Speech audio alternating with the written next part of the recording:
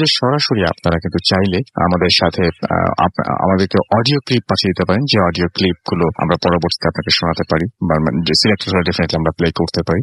আর আপনি সেই সাথে আপনি লিখেও পাঠাতে পারেন, অনেকেই লিখে পাঠাচ্ছেন এবং আজকে সেরকম ঘটনা হয়তো পড়তেও পারি। আর আমাদের ফেসবুক পেজের অ্যাড্রেস জানিয়ে দিচ্ছে, আমাদের ফেসবুক পেজের লিঙ্কটা বলেছি www.facebook.com/radio.fuርቲ and www.facebook.com/bothfm.russell। দেখে নিন আজকে কারা এখানে এসছেন, কারা ঘটনা শোনাবেন এবং সেই সমস্ত বিষয়ে জানতে পারবেন। আমাদের আজকের যে ঘটনা দিয়ে শুরু করতে চাই, সেই ঘটনাটা আমরা মোটামুটি সেই ঘটনাটা গেছি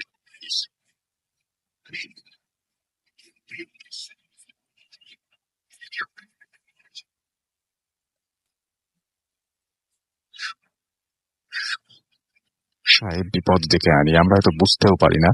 ধরুন যে আপনি আপনার বাসায়, মানে বাসায় কিছু কিছু ব্যাপারে না হন্টেড থাকলে, কিছু কিছু ব্যাপার একটু খোঁজ খবর নিলে আপনি বুঝতে পারবেন না। বিভিন্ন জায়গায় বিভিন্ন জন যেটা বলেন, সেই জানা কথা থেকে বলছি, আমার নিজের অভিজ্ঞতা কম।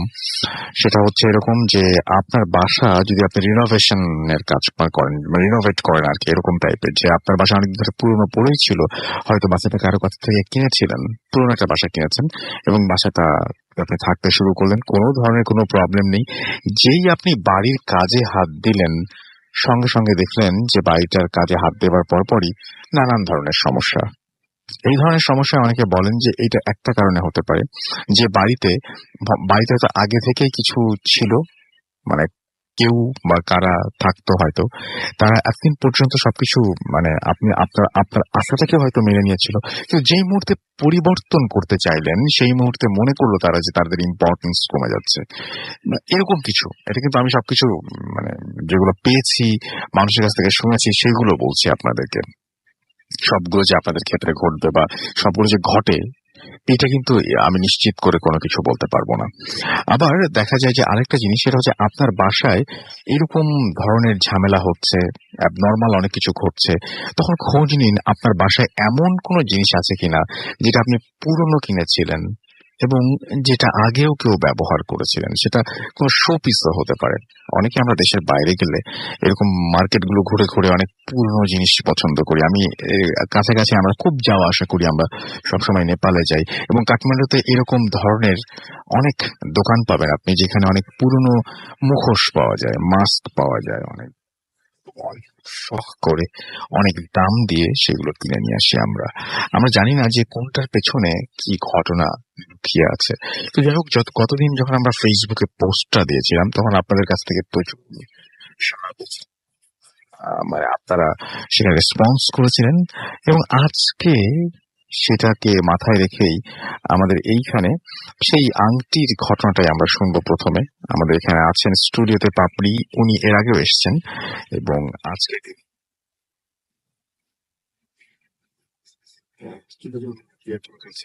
হ্যালো পাপড়ি আপু, কি অবস্থা, কেমন আছেন? হ্যাঁ, থ্যাংক ইউ রাসেল ভাইয়া। পাপড়ি ভূতাগলি থেকে। তো মোটামুটি সবাই একটা থিম পেয়ে গেছে যে আমি আসলে কিসের ঘটনাটা আজকে শেয়ার করবো। তুমি যে ঘটনায় চলে যাচ্ছি, আমার ঘটনার আগে যদি আমি একটু আপনাকে থামিয়ে বলি যে এই পুরনো জিনিসের এই ঘটনাটা আপনাদের বাসায় এই প্রথম না? না, এর আগে একটা হয়েছিল, এটা আমার নানার আয়না রিলেট ঘটেছিল এবং আমার ঘরে অনেকদিন আয়নাও ছিল না। ছোট করে জানো যদি একটু বলতেন, তাহলে পরবর্তী ঘটনাটা বুঝতে সুবিধা হবে। আমার নানা ভাই ওই এরিয়া, এবং মোহাম্মদপুর এরিয়ার বেশ ভালো সওদাগর লেভেলের একজন লোক ছিলেন। তো উনি পুরনো আমাদের বাসায় একটা আয়না ছিল অনেকদিন। তো আয়নাটা অনেক বছর ধরেই আছে, যেহেতু পুরনো জিনিস ছিল, সেটাকে হঠাৎ করে আমি যখন আমার ঘরে লাগানোর ব্যবস্থা করি, তো ওটাকে একটু ঠিকঠাক করতে যাই। যখন ওটা পার্ট খোলা হয়, মানে পেছনে যেহেতু বেশ ভারী পাল্লা ছিল, ঝোলানোর জন্য খোলা হয়, তখনই বিভিন্ন প্রবলেম শুরু হয়। তো সেটা আমি নিয়ে দিই আমার কাজিনের কাছে, সেও সেম প্রবলেম ফেস করে। তো এইভাবেই মানে যার কাছে জিনিসটা গিয়েছিল, এভাবেই প্রবলেম গুলো হয়েছিল, মানে ছোটখাটো করে, মানে বেশ কিছু প্রবলেম। ওটা একটা ছিল এবং ওই ভয় থেকে আমার ঘরে অনেকদিন আয়না ছিল না। যেটা হচ্ছে সেই আয়নার স্টোরিটা ছিল আমাদের বাসায় আগে ঘটেছে। এবং সেই আয়না সরিয়ে দিতে হয়েছে। হ্যাঁ, সরিয়ে দেওয়া হয়েছিল এবং লাস্ট কোথায় কি আপডেট ছিল সেটা আমরা জানতে পারিনি। ওকে, তাহলে আমরা এখন ঘটনায় চলে যাই। তো সেম ভাবে আমার বাবার কিছু পুরনো জিনিস কেনার বাতিক ছিল, এরকম মুখোশের কথা বলেন। মুখোশ না হলে এই ধরনের কোনো স্টাফ পুরোনো জিনিস এর আগেও কিনে নিয়ে আসে। তো আমার ম্যাট্রিক পরীক্ষা জাস্ট কিছুদিন আগে দিয়ে 2006-07 ঘটনা। উনি টেবিল দুটো টেবিল, আমার স্টাডি রুমটা আলাদা করা হয়, দুটো টেবিল আর একটা সিঙ্গেল বেড নিয়ে আসে, পুরোনো একদম কালো রঙের পুরোনো অ্যান্টিক। তো দেখে আমি ভীষণ চটে যাই যে হঠাৎ এইরকম বড় বড় বেখাপ্পা, একদম বেশ বড় বড়, এগুলো আনার কোনো অর্থই ছিল না। তো 2-3 দিন ফেলে রাখার পরে ওটাকে ঘরে নিয়ে যাওয়া হয় এবং আমি মোটামুটি ফ্রেশ ট্রেশ করে ওটাতে যেদিন থেকে শোয়া স্টার্ট করি আমার ঘুমের প্রবলেম শুরু হয়ে যায়।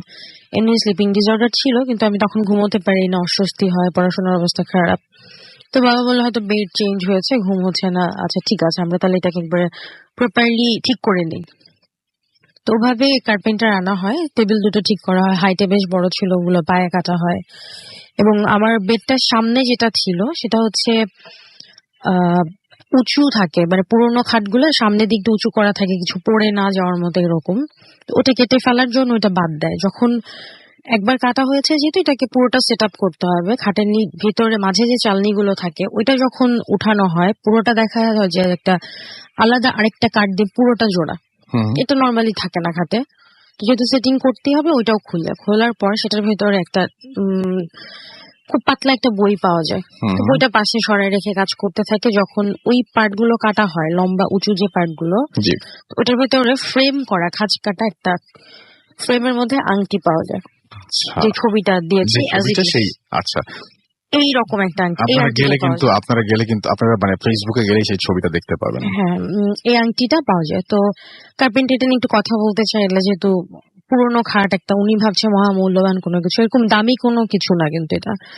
বাবা আংটি বা এই জিনিসগুলো বুঝতো, এটা দেখে উনি জিনিসগুলো সরায় ফেলে, বইটা আর আংটিটা সরায় ফেলে।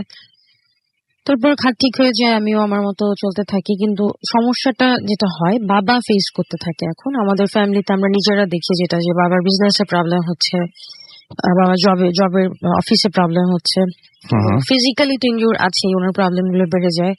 ফাইনালি যেটা হয়, উনি স্বপ্নগুলোতে ওনার বেশি প্রবলেম হয়। ওই যে ধরনের স্বপ্নগুলো দেখে সেটা মানে এই ধরনের ছিল যে স্বপ্নগুলা উনি দেখছে যে বাজে কিছু ওনাকে কেউ একজন স্ট্রাক্ট করছে, লাইক মসজিদের সামনে বা 4 রাস্তার মোড়ে কোনো একটা কিছু জবাই করে সেটার ব্লাডটা ঢেলে দিয়ে আসতে হয়, মানুষের চলার পথে রক্ত ছিটিয়ে দিয়ে আসতে হবে, বা কোনো মন্দিরের পাশে যে কোনো একটা কিছু করতে হবে। মানে এই ধরনের ছোটখাটো অনেক ইনস্ট্রাক্ট করে, বাট অ্যাজ এ মুসলিম আর অ্যাজ এ হিউম্যান ইউজুয়ালি এটা কেউ করবে না। তো বাবা জিনিসগুলো চেপে যায় এবং ওনার প্রবলেম হতে থাকে। এই কথাটা উনি আমাদের বাবার এক পীর ভাই ছিলেন, দাদন কাকা, ওনার সাথে নর্মালি কথা বলে। তো বলার পরে উনি বলে, আচ্ছা ভাই, এটা অনেক সময় হয় যে প্লেস চেঞ্জ করলে বা ঠিক হয়ে যায়, আমি নিয়ে দেখি। তো উনি নিয়ে দেখার পরে যেটা হয়, যে যেদিন বাবা ওনাকে জিনিসটা দিয়ে দেয় তার 2-3 দিনের মধ্যে বাবা স্ট্রোক করে, কার্ডিয়াক অ্যারেস্ট হয়। ঠিক আছে, কারণ তাকে ইনস্ট্রাকশন গুলো দেওয়া হয়েছিল, সে সেগুলো ফলো করেন এবং হাত বদল হয়। ওকে, নর্মাল ঘটনা, এখন পর্যন্ত নর্মাল। তো এটা দেওয়ার পরে দাদন কাকা সেম স্বপ্নগুলো দেখতে থাকে। ওনার গ্যারেজ ছিল, রিক্সার গ্যারেজ ছিল এরকম। আর উনি যেটা লাস্ট, মানে অনেক ছোটখাটো স্বপ্নগুলোর মধ্যে মানে কাছাকাছি একটা স্বপ্ন দেখে যে ওনার মেয়ের ঘরে বাচ্চা হয়েছে, সেই নাতির হাতের থেকে রক্ত, 1 ফোঁটা রক্ত নিয়ে কোন একটা পুতুলের কপালে লাগাতে হবে। আচ্ছা, এরকম। তো এটা তো উনি করবেই না, কারণ আমাদের মুসলিম হোক আর যে হোক, এই ধরনের মানে বাজে কাজগুলো কেউই অ্যালাউ করে না, রাইট, করবে না এটা। তো বাবা যখন একটু সুস্থ হয়ে বাসায় আসে, বাবার সাথে কথাগুলো বলে। তো বাবা বলে যে আচ্ছা, এই বিষয়টা নিয়ে এবার ভাবতে হবে, তো তুমি কি করতে চাচ্ছ? বললো আমি দেখি। আচ্ছা, বাবা বললো ঠিক আছে, আমরা তাহলে এটা নিয়ে পরে ডিসাইড করবো যে আমরা কি করবো। যেহেতু বাবা কিছুটা সিক, সময় নেয়। এরপরে দাদন কাকা বাবার সাথে ডিসকাস না করে, ওনার গ্যারেজে একজন লোক আসতেন হিন্দু মতন, ওনার সাথে চাটা খেতে এসে ওনাকে আংটিটা হাত বদল করে। কথায় কথায় যেহেতু জিনিসটা একটু জানাজানি হয়, এরকম প্রবলেম হয়, হাত বদল করার সপ্তাহখানেক বা 15 দিনের মধ্যে ওনার সেই মেয়ের বাচ্চাটা মারা যায়। এখানেও সেকেন্ড ঘটনা হলো যে হাত বদল হলো, যারা তারা ইনস্ট্রাকশন মানলো না, এখানে আরেকটা ক্ষতি হলো, বড় ধরনের ক্ষতি হলো। তো সেই হিন্দু ভদ্রলোক নিয়ে যাওয়ার 1.5-2 মাস আর কোনো খবর নেই, কোনো খারাপ খবর নেই, সবকিছু ভালো চলছে। খোঁজ নেয় যে ভাই আপনার প্রপার্টিজ নিয়ে যে প্রবলেম ছিল সেগুলো, হ্যাঁ এগুলো সব সমাধান হয়ে গেছে, আমার জেঠু মারা গেছে, আমার বড়দা মারা গেছে। তো তখন চাচা এসে বাবার সাথে কথাটা বলে যে ভাই, আমি তো আপনাকে না বলে আংটিটা আসলে সেই হিন্দু ভদ্রলোককে দিয়ে দিয়েছি। তো বাবা বলে তুমি এটা কেন করলে? তো বলে, তারপরে যেটা উনি বলে যে ঠিক আছে, তো উনার কোনো প্রবলেম না, তবে উনার যে প্রবলেম গুলো ছিল সেগুলো কিন্তু কেটে গেল, বাট অন্য কারোর ডেথ হচ্ছে, মানে অন্য কারোর ক্ষতি হচ্ছে, মানে সে হয়তো এই জিনিসগুলোতে কোনো খারাপ মানে খারাপ কোনোভাবেই হয়তো সেই জিনিসগুলো সাধন করছে, এটা নর্মাল ওয়েতে না হয়। তো তখন বাবা এবং সেই দাদন কাকা মিলে যে বইটা পেয়েছিল, হুম হুম। একটা বই, সেই বইতে না আপনার আরবি, ফার্সি বা বাংলা তো নাই, এরকম একটা কোন একটা ভাষায় কিছু একটা লেখা ছিল, পুরো বই জুড়ে ছাপানো প্রিন্টে লেখা, কিন্তু শেষ পাতায়, মানে শেষ ডায়েরির যে শেষ অংশ, আচ্ছা। এটাতে ছোট করে যা লেখা ছিল, যতটুকু শুনেছি যে আপনার একদম স্বচ্ছ সংস্কৃত ভাষায়, মার্জিত ভাষায় লেখা যে কোন গোস্বামী পরিবারের হাতে এই আংটিটা আর বইটা হচ্ছে সেই ফ্যামিলির। আচ্ছা। তো খাটটা করতে গেছে সেটা তো আর আমাদের পক্ষে জানা পসিবল হয়নি, মানে ওই ফ্যামিলির যিনি লিখেছেন সেটা তারও আগের, হুম হুম। উনি হয়তো বা সেই জিনিসটা পেয়েছিলেন, মানে তার উত্তরসূরি কেউ, এবং ওই আংটিটা গাছ কাটতে যে ওনাদের ফার্নিচার, ওনাদের নিজেদের গাছ কেটে ফার্নিচার বানায়, গাছের গুড়ির মধ্যে জিনিসটা পাওয়া যায়, যে কোনো একটা গাছের কোড়ের মাঝখানে, কোড় যেটা আমরা বলি, গাছের মধ্যিখানে এই কাঠের মধ্যেই এই জিনিসটা থাকে। আচ্ছা। তো হয়তো সে সেটা তার বাসায় রেখে যায় বা যাই হোক, কিন্তু ওই লোকটা তখন প্র্যাকটিস করে কি করে না আমি জানি না, উনি হয়তো ধারণা করে, যেটা আমরা আমরা বুঝতে পেরেছি পরে, বা বাবা যেটা বলেছে যে বইটা আর জিনিসটাকে বন্ধ করে রাখাটাই মনে হয় বেটার হবে, যার ফলে, এবং ওটা যেহেতু ওনাদের দুজনের মাধ্যমে দেখলো যে হাত গোড় বদল হওয়ার পরে ক্ষতি হচ্ছে, তো যার ফলে সে তার নিজের কাছেই রাখলো এবং বাট বন্ধ করে রাখলো। তো ওটা ওইভাবেই ছিল, এরপরে তো আবার ওপেন হলো। আচ্ছা। এবং এটাও বলা হয় যে এই জিনিস ভিতরে কখনোই লুকায়িত থাকবে না, বা এইরকম ভাষায় কিছু একটা লেখা থাকে যেটা আবার উঠে আসবে, এটা হচ্ছে শেষ ওয়ার্ড, শেষ সেন্টেন্স ছিল যেটা। আচ্ছা। তো এরপর সেই হিন্দু ভদ্রলোকের কাছে বাবা বলে যে যে করেই হোক ওর কাছ থেকে নিয়ে আসতে হবে, কারণ ও ওর কার্য সিদ্ধি করছে ঠিক আছে, কিন্তু কারোর ক্ষতি হচ্ছে, এটা আমাদের নিয়ে আসতে হবে। তো দাদন কাকা অনেক কিছু করে ওনার কাছ থেকে জিনিসটা নিয়ে আসে রিকোয়েস্টের পরে, ইউজুয়ালি দিতে চায় না যেহেতু তার লাভ হচ্ছিল, সে নিয়ে আসার পর বাবা এবং কাকা ওনারা মিলে, যেহেতু ওনারও এখানে একটা বাচ্চা মারা গেছে, তো আসলে কারোরই এখন আর সেরকম ভয় জিনিসটা নেই, মাটিতে পুঁতে ফেলে ওনার গ্যারেজের পাশে একটা জায়গায়, যেখানে রিক্সা টিক্সা ঠিক করে পেছন সাইডে পুঁতে ফেলে আংটিটা। তো এরপরে যেটা হয় 2-3 দিন পরেই, এই বা সপ্তাহখানেক হবে, ওনাদের এক মিস্ত্রি থাকে, উনি অনেক পুরনো বিশ্বস্ত লোক, উনি এখানে কাজ করতে যে শাবলের মধ্যে আবার সেই আংটিটা উঠে আসে। তো শাবলের মধ্যে যখন আংটিটা উঠে আসে, এবং যেহেতু সেই মিস্ত্রি ভদ্রলোক জানতেন এই আংটির ঘটনাটা, তো সাথে সাথে তার হাতে দিয়ে দেয়। এরপরে চাচা বাবা এবং ওরা ডিসাইড করে যে না, আমাদের এটাকে এখন কি করতে পারে। এরপর সেই মিস্ত্রি ভদ্রলোক একটা সলিউশন বলে যে ভাই, আমরা একটা কাজ করতে পারি, এটাকে আরেকটা সেম আংটি বানাই, যেহেতু আংটিটা ভেতরে ফেললেও প্রবলেম, যে এটাকে ঢেকে রাখছে বা মানে নষ্ট করার চেষ্টা করছে প্রবলেম হচ্ছে, আবার সরিয়ে দিলেও প্রবলেম হচ্ছে, আবার এটা যে ইনস্ট্রাক্ট দিচ্ছে সেটা আমাদের করা সম্ভব না। তো সেম আরেকটা আংটি বানানো হয়, বানিয়ে তারা যেটা ডিসাইড করা যে আমরা এটা একটা বাসার পেছনে, ওনারা সিদ্ধান্ত নিয়ে বাসার পেছনে ওই আংটিটাকে, দুটো আংটি একসাথে পুঁতে ফেলে। আচ্ছা।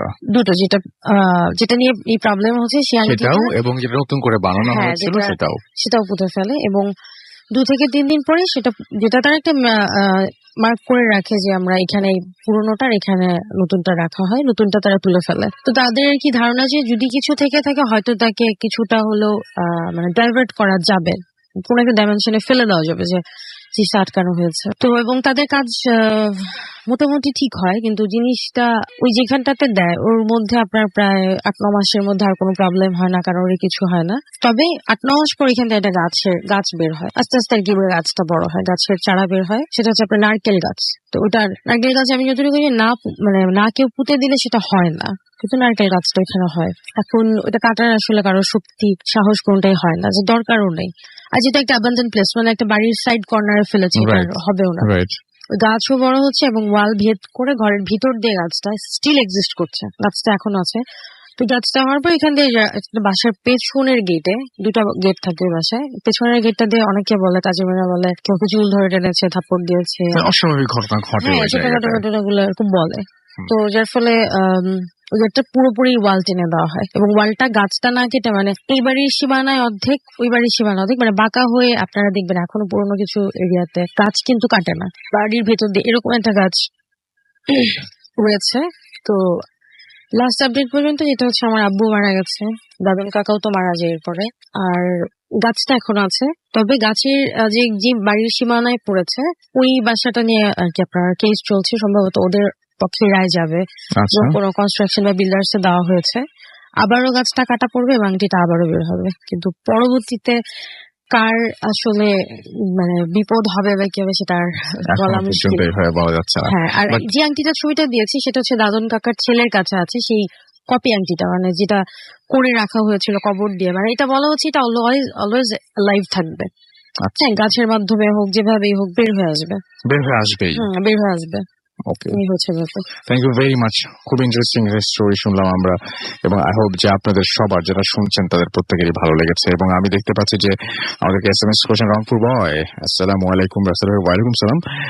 সাইফুল আমাদেরকে SMS করেছেন হলি ক্রিশ্চান স্কুল বনশ্রী থেকে, এবং আজকে তার মন ভালো নেই। কাইয়ুম আমাদের মানিকগঞ্জ থেকে SMS করেছেন, ফার্স্ট স্টোরিটা অনেক ভালো লেগেছে।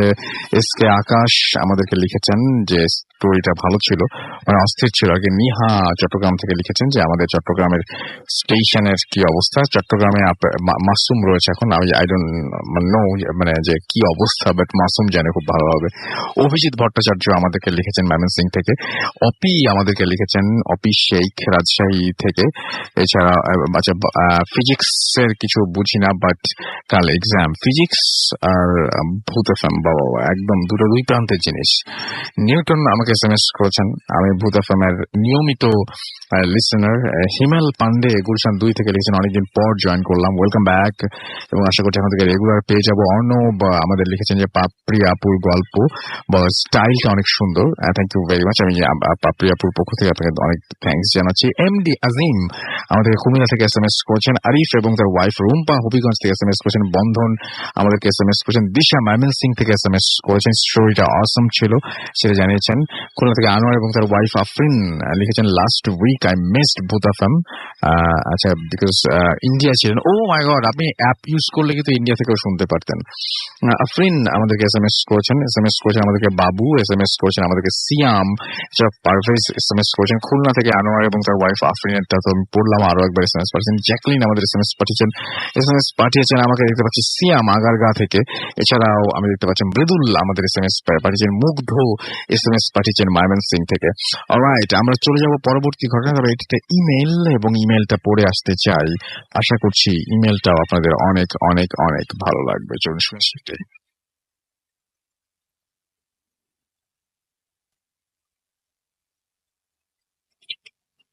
হ্যালো রাসেল ভাই, আশা করি ভালো আছেন। আমি জানি আপনি সবসময় ভালোর দলে। আমি সুবর্ণা আক্তার 2014 থেকে ভূত এফএম শুনছি। আমি ভূত এফএম এর সকল শ্রোতাদের জন্য একটা ঘটনা বললাম, এটা আমার সাথেই ঘটে যাওয়া। আমি বর্তমানে চাকরির জন্য ময়মনসিং এ আছি, তাই স্টুডিওতে এসে বলা আমার পক্ষে সম্ভব না। যদি ভালো লাগে অবশ্যই পড়ে শোনাবেন। দিনটি 2013 সালের জানুয়ারি মাসের কোনো একদিন। সে সময় আমাদের বাসা ছিল মিরপুর সেনপাড়ায়। ঠান্ডা, দুপুরের খাবার শেষে আমি ঘুমিয়েছিলাম। হঠাৎ একটা মাইকিং এর আওয়াজে আমার ঘুমটা হালকা ভেঙে গেল। আমি একটু সজাগ হয়ে মাইকিং এ কি বলছে তা শুনতে চাইলাম। আমি ভেবেছিলাম যে হয়তো কোনো বাচ্চা হারিয়ে গেছে আর সেটার জন্য মাইকিং চলছে, কিন্তু শুনলাম একজন লোক মারা গেছে এবং তার জানাজার নামাজের জন্য মানুষকে আহ্বান জানানো হচ্ছে। আমি একটু অবাক হলাম, কারণ সব সময় দেখেছি যে কেউ মারা গেলে এলাকার মসজিদে মাইকিং করে জানানো হয়, কিন্তু এখানে মৃত মানুষটার জানাজার নামাজের জন্য রাস্তায় মাইকিং চলছিল। আমি বিছানায় শুয়ে শুয়ে শুনতে পেলাম মাইকিং এর আওয়াজটা দূর থেকে কাছে আসতে লাগলো। মনে হলো এবার আমার বাসার পাশ দিয়ে গেল আওয়াজটা, এরপর আবার দূরে চলে যেতে লাগলো। আমি আমার ছোট বোনকে মাইকিং এর কথাটা বলতেও ও বলল ও কোনো মাইকিং শুনতে পায়নি। আমি ব্যাপারটাকে নর্মাল ভাবে নিলাম। তখন বাজছিল বিকেল 4:30। আমার ক্লাস ছিল সন্ধ্যা 6:30-এ। তাই একটু পরেই আমি ক্লাসের উদ্দেশ্যে বের হলাম। আমি একটা প্রাইভেট ইউনিভার্সিটিতে এমবিএ করছিলাম। আমি ভার্সিটির নাম বলছি না। সপ্তাহে 3 দিন সন্ধ্যা 6:30 থেকে রাত 9টা পর্যন্ত ক্লাস। সেদিন প্রচন্ড জ্যাম থাকার কারণে 6:30-এর বেশি বেজে গেল ভার্সিটি পৌঁছাতে। আমার এক ফ্রেন্ড এসএমএস দিয়ে জানতে চাইলো আমি কোথায়। অ্যান্সার দিলাম। একটু পর আমি ভার্সিটিতে পৌঁছে গেলাম। আমার ক্লাস 207 নম্বর রুমে। আমি আমার রুমের সামনে গিয়ে দেখলাম দরজাটা চাপানো। দরজায় ক্লাস টাইমে সাধারণত চাপানোই থাকে। আমি রুমে ঢুকবো বলে দরজাটা খুললাম এবং খুব অবাক হয়ে দেখতে পেলাম যে রুমের বাইরে যে রুমের সবকটা লাইট বন্ধ। আমি দরজার উপরে নাম্বার প্লেটটা আরো একবার দেখলাম। ঠিকই তো আছে, 207 নম্বর রুম। এটাই তো, ভুল হওয়ার কোনো কারণ নেই। ভাবলাম আজ হয়তো অন্য কোথাও ক্লাস হচ্ছে। আমি 207 নম্বর রুমে ঢুকে লাইট জ্বালালাম। ক্লাসে কোনো ব্যাগ, বই খাতাও চোখে পড়ল না। আমি ফ্রেন্ডকে একটা এসএমএস দিয়ে জানতে চাইলাম কত নম্বর রুমে ক্লাস হচ্ছে আজ। আর রুমে এসএমএস এর অ্যান্সারের জন্য অপেক্ষা করতে লাগলাম। কিছুক্ষণ পর আমি একটা ঘোরের মধ্যে ছিলাম। এর ভেতর 6-7 মিনিট পার হয়ে গেল। হঠাৎ মনে হলো এসএমএস টার কোনো অ্যান্সার তো আসলো না। আমি আমার মোবাইলটা চেক করতে দেখলাম যে নেটওয়ার্ক নেই। আমার তখন মনে হলো এখানে বসে না থেকে অফিস রুমে খোঁজ নিলেই তো আমি জানতে পারতাম ক্লাস কোথায় হচ্ছে। রুম থেকে বের হলাম আর সাথে সাথেই এসএমএসটা আসলো। আমার ফ্রেন্ড লিখেছে 207 নম্বর রুম। আমি 207 নম্বর রুমে তখন দাঁড়িয়ে পাশের রুমের নম্বরটা দেখলাম 206। নিশ্চয়ই আমার ফ্রেন্ড আমার সাথে দুষ্টুমি করছে, এটাই ভাবলাম। আমি এটা দুষ্টুমি করার সময় না, তাই আমি খুব বিরক্তি নিয়ে অফিস রুমে গিয়ে জানতে চাইলাম ক্লাস কোথায় হচ্ছে। ওখান থেকে আমাকে জানানো হলো 207 নম্বর রুমে। ততক্ষণে 7টারও বেশি বেজে গেছে। আমি আবার 207 নম্বর রুমের সামনে গেলাম। কি করব বুঝতে পারছিলাম না, কিন্তু তারপরে রুমের দরজাটা খুললাম আর এবারও আগের মতোই দেখলাম রুমের লাইট সব বন্ধ। আমি প্রচন্ড ভয় পেলাম আর থাকতে পারলাম না। ওখান থেকে আমি কমন রুমে চলে আসলাম। আমি কাউকে বলতে পারছিলাম না যে এটাই আমার ক্লাস। আমার ক্লাসই আমি খুঁজে পাচ্ছি না। একটা অবিশ্বাস আর ভয় মিশ্রিত অনুভূতি নিয়ে আমি 8টা বাজার জন্য অপেক্ষা করতে থাকলাম। 8টার সময় আমাদের 10 মিনিট ক্লাস ব্রেক থাকতো। ওই টাইমটাই ক্লাসের সবাই বাইরে আসতো। তাই আমি বাইরে দেখি ক্লাসের সবাই ভার্সিটির বাইরে চা খাচ্ছে। ওরা আমাকে জিজ্ঞেস করলো ক্লাসে যাওনি কেন। ওদের কিছু বললাম না। ব্রেক শেষে আমি আমার ফ্রেন্ড অন্যদের সাথে ক্লাসের উদ্দেশ্যে রওনা দিলাম। এবার সবাই আমাকে খুব অবাক করে দিয়ে 207 নম্বর রুমে ঢুকে গেল। অন্যদিনের মতো এই ক্লাসটা ছিল খুবই স্বাভাবিক, কিন্তু আমার কাছে সব অস্বাভাবিক মনে হচ্ছিল। ভয়ে আমার হাত পা ঠান্ডা হয়ে আসছিল। আমি ভার্সিটি থেকে বের হয়ে গেলাম। শুধু মনে হচ্ছিল যদি আরো কিছুক্ষণ থাকি তাহলে ভার্সিটিতেই আমি আটকা পড়ে যাব। কেবলই মনে হচ্ছিল যে আমার মনে হয় পেছনের থেকে কেউ আমাকে ফলো করছে। সেদিন খুব জ্বর নিয়ে আমি বাসায় ফিরলাম। বিকেল থেকে যা যা ঘটেছে আমার মা বোনকে সব বললেও তারা বিশ্বাস করলো না। আমার মা খুবই সাহসী মানুষ, বলল হয়তো তোমার ভুল হয়েছে, ঘরেই কদিন রেস্ট নিতে বললেন। এভাবেই কয়েকটা দিন পার হয়ে গেল, কিন্তু আমি জানতাম না তখনও আমার জন্য আরো কিছু অপেক্ষা করছিল। একদিন রাতে আমার ঘুম ভেঙে গেল। রাত তখন 3:30। আমি শুনতে পেলাম একজন মানুষের জানাজার নামাজের জন্য খুব করুণ ভাবে ডাকা হচ্ছে। সেই ডাকটা সহ্য করার মতো সহ্য করার মতো সেই ডাকটা না, এবং মাইকিং এর আওয়াজ এবং ডাকটা সহ্য করার মতো না। আমার পাশে ঘুমিয়ে থাকা আমার বোনকে জাগিয়ে তুললাম, কিন্তু ও কোনো মাইকিং এর আওয়াজ শুনতে পেল না। আমি তখনও সেই মাইকিং শুনতে পাচ্ছিলাম। পরে আরো কয়েকটা রাতও এভাবেই মাইকিং এর আওয়াজই আমার ঘুম ভেঙে যায়। আমি খুব ভয় পেতাম, কিন্তু এই কথাগুলো বললেও কেউ বিশ্বাস করবে না ভেবে আর বলা হতো না। তো একদিন যথারীতি অনেক রাতে আমার ঘুম ভাঙলো। মোবাইলে দেখলাম তখন রাত 3:30। দূর থেকে মাইকিং এর আওয়াজটা কাছে আসছিল। কেন যেন সেদিন আমার খুব কৌতূহল হলো কি হচ্ছে সেটা দেখার জন্য। আমি আমার রুম থেকে সাথে লাগোয়া বারান্দাটা চলে এলাম। আমি দোতলা বারান্দার থেকে দেখতে পাচ্ছিলাম অনেকগুলো মানুষ দূর থেকে হেঁটে আসছে। মানুষগুলো আরো কাছে আসার পর আমি কান্নার শব্দ শুনতে পেলাম। তাদের পোশাক সাধারণ মানুষের মতোই ছিল, সাথে একটা ভ্যানে সাদা কাপড় দিয়ে কিছু একটা ঢাকা। একজন লোক সবার সামনে সেই সবাইকে জানাজার নামাজের জন্য ডাকছে। মানুষগুলো হাঁটতে হাঁটতে ঠিক আমাদের বিল্ডিং এর সামনে এসে দাঁড়ালো। এবার সবাই উপরে তাকালো ঠিক আমার দিকে। আমার মনে হচ্ছিল আমার ঘরে ঢুকে যাওয়া উচিত, কিন্তু আমি পারছিলাম না। সামনে সেই লোকটাকে হাত দিয়ে ডাকতে লাগলো আমাকে। লোকটা হাত দিয়ে আমাকে ভ্যানে থাকা সাদা কাপড়টার দিকে কি যেন দেখালো। একজন সেই সাদা কাপড়টা সরিয়ে দিল। কাপড়টা সরাতে আমি যা দেখলাম তা আমি আর কোনোদিন দেখতে চাইবো না। আমি দেখতে পেলাম ভ্যানে আমার ছোট বোনটা শুয়ে আছে। এটা দেখে আমি খুব জোরে চিৎকার করতে চাচ্ছিলাম, কিন্তু কোনো শব্দ আমার মুখ দিয়ে বের হচ্ছিল না।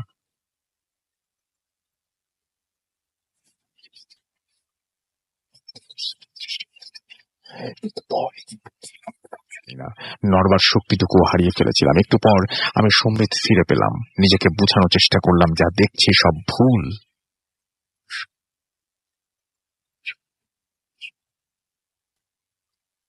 ওকে দেখে আমি সাহস ফিরে পেলাম। ও আমার কাছে এসে রাস্তায় উঁকি দিয়ে বলল, কি যাবি না? ওই যে দেখ আমার লাশ, তুই যাবি না? তারা বলে আমি কাউকে বোঝাতে পারবো না আমার অবস্থা তখন কেমন হয়েছিল। শুধু এইটুকু বুঝতে পারছিলাম যে আমি জ্ঞান হারাচ্ছি। সকালে বাসার সকালে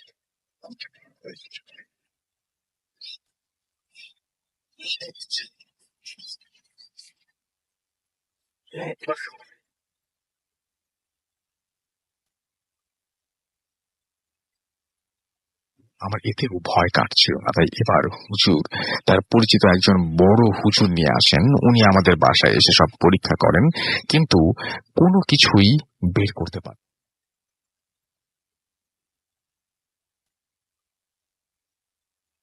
অনেক রাতে খারাপ জিনিস চলাফেরা করে, তাই খুব বেশি কৌতূহল হলে এসব যেন না দেখি। উনি আমাকে 4টা লোহা দেন, যেগুলো আমার খাটের পাশে রাখতে বলেন। এরপর আমি এমন আর ভয় পাইনি। আমি আজও জানি না আমি আসলে কেন এরকম দেখেছিলাম। এর কোনো ব্যাখ্যা আমি আজও পাইনি।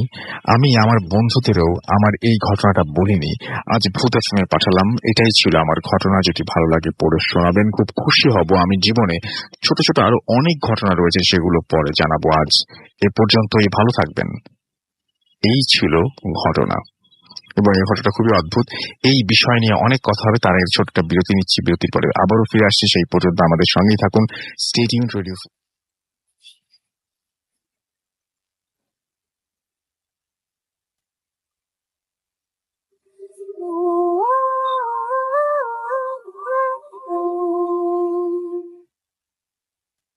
ব্যাক শুনছেন সবসময় রেডিও 48.2 FM। আমি রাস্তায় আছি সাথে। আর এই মুহূর্তে আমার কাছে একটা খবর রয়েছে, সেই খবরটা আপনাদের একটু দিয়ে দিতে চাই। আর সেই খবরটি হচ্ছে যে আপনারা বিভিন্ন ইভেন্টে আমরা টেলিভিশনে দেখি, মানে আমাদের ঘটনা শুনে অনেক সময় গুজবাম্প হয় না? এখন গুজবাম্প হওয়ার মতো একটা খবর দেই। ধরুন যে আপনি সবকিছু যা দেখছেন সবকিছুই, আপনার টিভিটা পাল্টে গেছে এবং আপনি সবকিছু দেখতে পাচ্ছেন একদম এইচডি কোয়ালিটি। তাহলে কেমন লাগবে? মানে আমি যেটা বলছি সেটা হচ্ছে সেই টিভিটা রিয়েল ভিউ টিভি কানেকশনের কথা বলছি। ঝকঝকে পিকচার আর ক্রিস্টাল ক্লিয়ার সাউন্ড কোয়ালিটি, এবং এটাতে যে কেউ হ্যাপি না হয়ে পারবে না। পুরো এইচডি এবং কানেকশনে আপনি এই কানেকশন নিয়ে আপনি বদলে ফেলতে পারেন, সবকিছু দেখতে পারেন ঝকঝকে তকতকে। এবং আপনি অলিম্পিকের সবচেয়ে এক্সাইটিং সাঁতার জাম্প করার মোমেন্ট গুলো এইচডিতে দেখতে পারবেন। এবং আপনার মানে এমন একটা অবস্থা হবে যেটা আপনি আগে কখনো এক্সপিরিয়েন্স করেননি। আপনার গুজবাম্প হতে বাধ্য। এবং আমার মনে হয় যে অবশ্যই আপনি রিয়েল ভিউয়ের কানেকশন নিয়ে নিতে পারেন। এটা টিভি দেখা একটা নতুন এক্সপিরিয়েন্স দিবে আপনাকে, এবং মনে হবে যে আপনি সামনেই বসে দেখছেন, নিজের চোখে বসে দেখছেন, এরকম একটা এক্সপিরিয়েন্স। তো আমার মনে হয় যে অবশ্যই আমি সাজেস্ট করব যে আপনি ট্রাই করে দেখতে পারেন। এনিওয়েজ, আমরা চলে যাব আমাদের আবারও ঘটনায়। এবং একটু আগে আমরা একটা চমৎকার ঘটনা শুনছিলাম। তার আগে জানিয়ে দিই কিভাবে আমাদের সাথে কমিউনিকেট করতে হবে। আমাদেরকে যদি আপনারা SMS করতে চান, মোবাইলের মেসেজ অপশনে গিয়ে টাইপ করবেন ফুর্তি, FORTI ফুর্তি, স্পেস দিয়ে লিখবেন আপনার নাম, স্পেস দিয়ে আপনার মেসেজ পাঠিয়ে দেবেন 9840 নাম্বার। যদি আমাদের ইমেইল করতে চান, আমাদের ইমেল অ্যাড্রেস হচ্ছে bhutfm@radio50.fm, which is BHWTFM@radio.fm। তার নাম, ঠিকানা এবং ফোন নাম্বার সহ আপনার জীবনে ঘটে যাওয়া সেরা ঘটনা লিখে পাঠিয়ে দিন আমাদের কাছে। ঘটনার শুরুতে অবশ্যই উল্লেখ করুন যে ঘটনাটা আপনি স্টুডিওতে এসে শেয়ার করতে চান, নাকি আপনি চান যে আপনার ঘটনা আমরা পড়ে শোনাই। যারা দেশের বাইরে রয়েছেন তাদেরকে রিকোয়েস্ট করবো যে সরাসরি আপনারা আমাদেরকে অডিও ক্লিপ পাঠিয়ে দিতে পারেন, অথবা আপনাদের ঘটনা আপনারা আপনাদের মতো করে লিখেও পাঠাতে পারেন। আর আমাদের আমাদের ফেসবুকের যে পেজ দুটো সেটাতে হচ্ছে একটা হচ্ছে www.facebook.com/রেডিওফুর্তি and www.facebook.com/bhutfm.russell। আজকের যে আংটির ঘটনাটা আমরা প্রথম শুনলাম সেই আংটির ছবিটা আপনারা একটু স্ক্রল ডাউন করলেই দেখতে পাবেন, এবং আজকের মানে শুরুতেই দেখতে পাবেন আজকে যারা আমাদের এখানে পার্টিসিপেট করছেন তাদের ছবি, এবং আমি দেখতে পাচ্ছি যে অলরেডি এখানে অনেকেই কমেন্ট করছেন, এবং আমি দেখতে পাচ্ছি যে আবিদ যেমন লিখেছেন আই লাভ ইউ ভূত এফএম, আই লাভ ভূত এফএম, এবং আমাদেরকে বিজয় কুমার সরকার লিখেছেন যে দুটো স্টোরি খুব ভালো ছিল। এছাড়াও আমাদেরকে দেখতে পাচ্ছি যে আলামিন SMS করেছে, এখানে লিখেছেন। এছাড়া আমাদেরকে এখানে লিখেছেন দেখতে পাচ্ছি মনজারুল ইসলাম,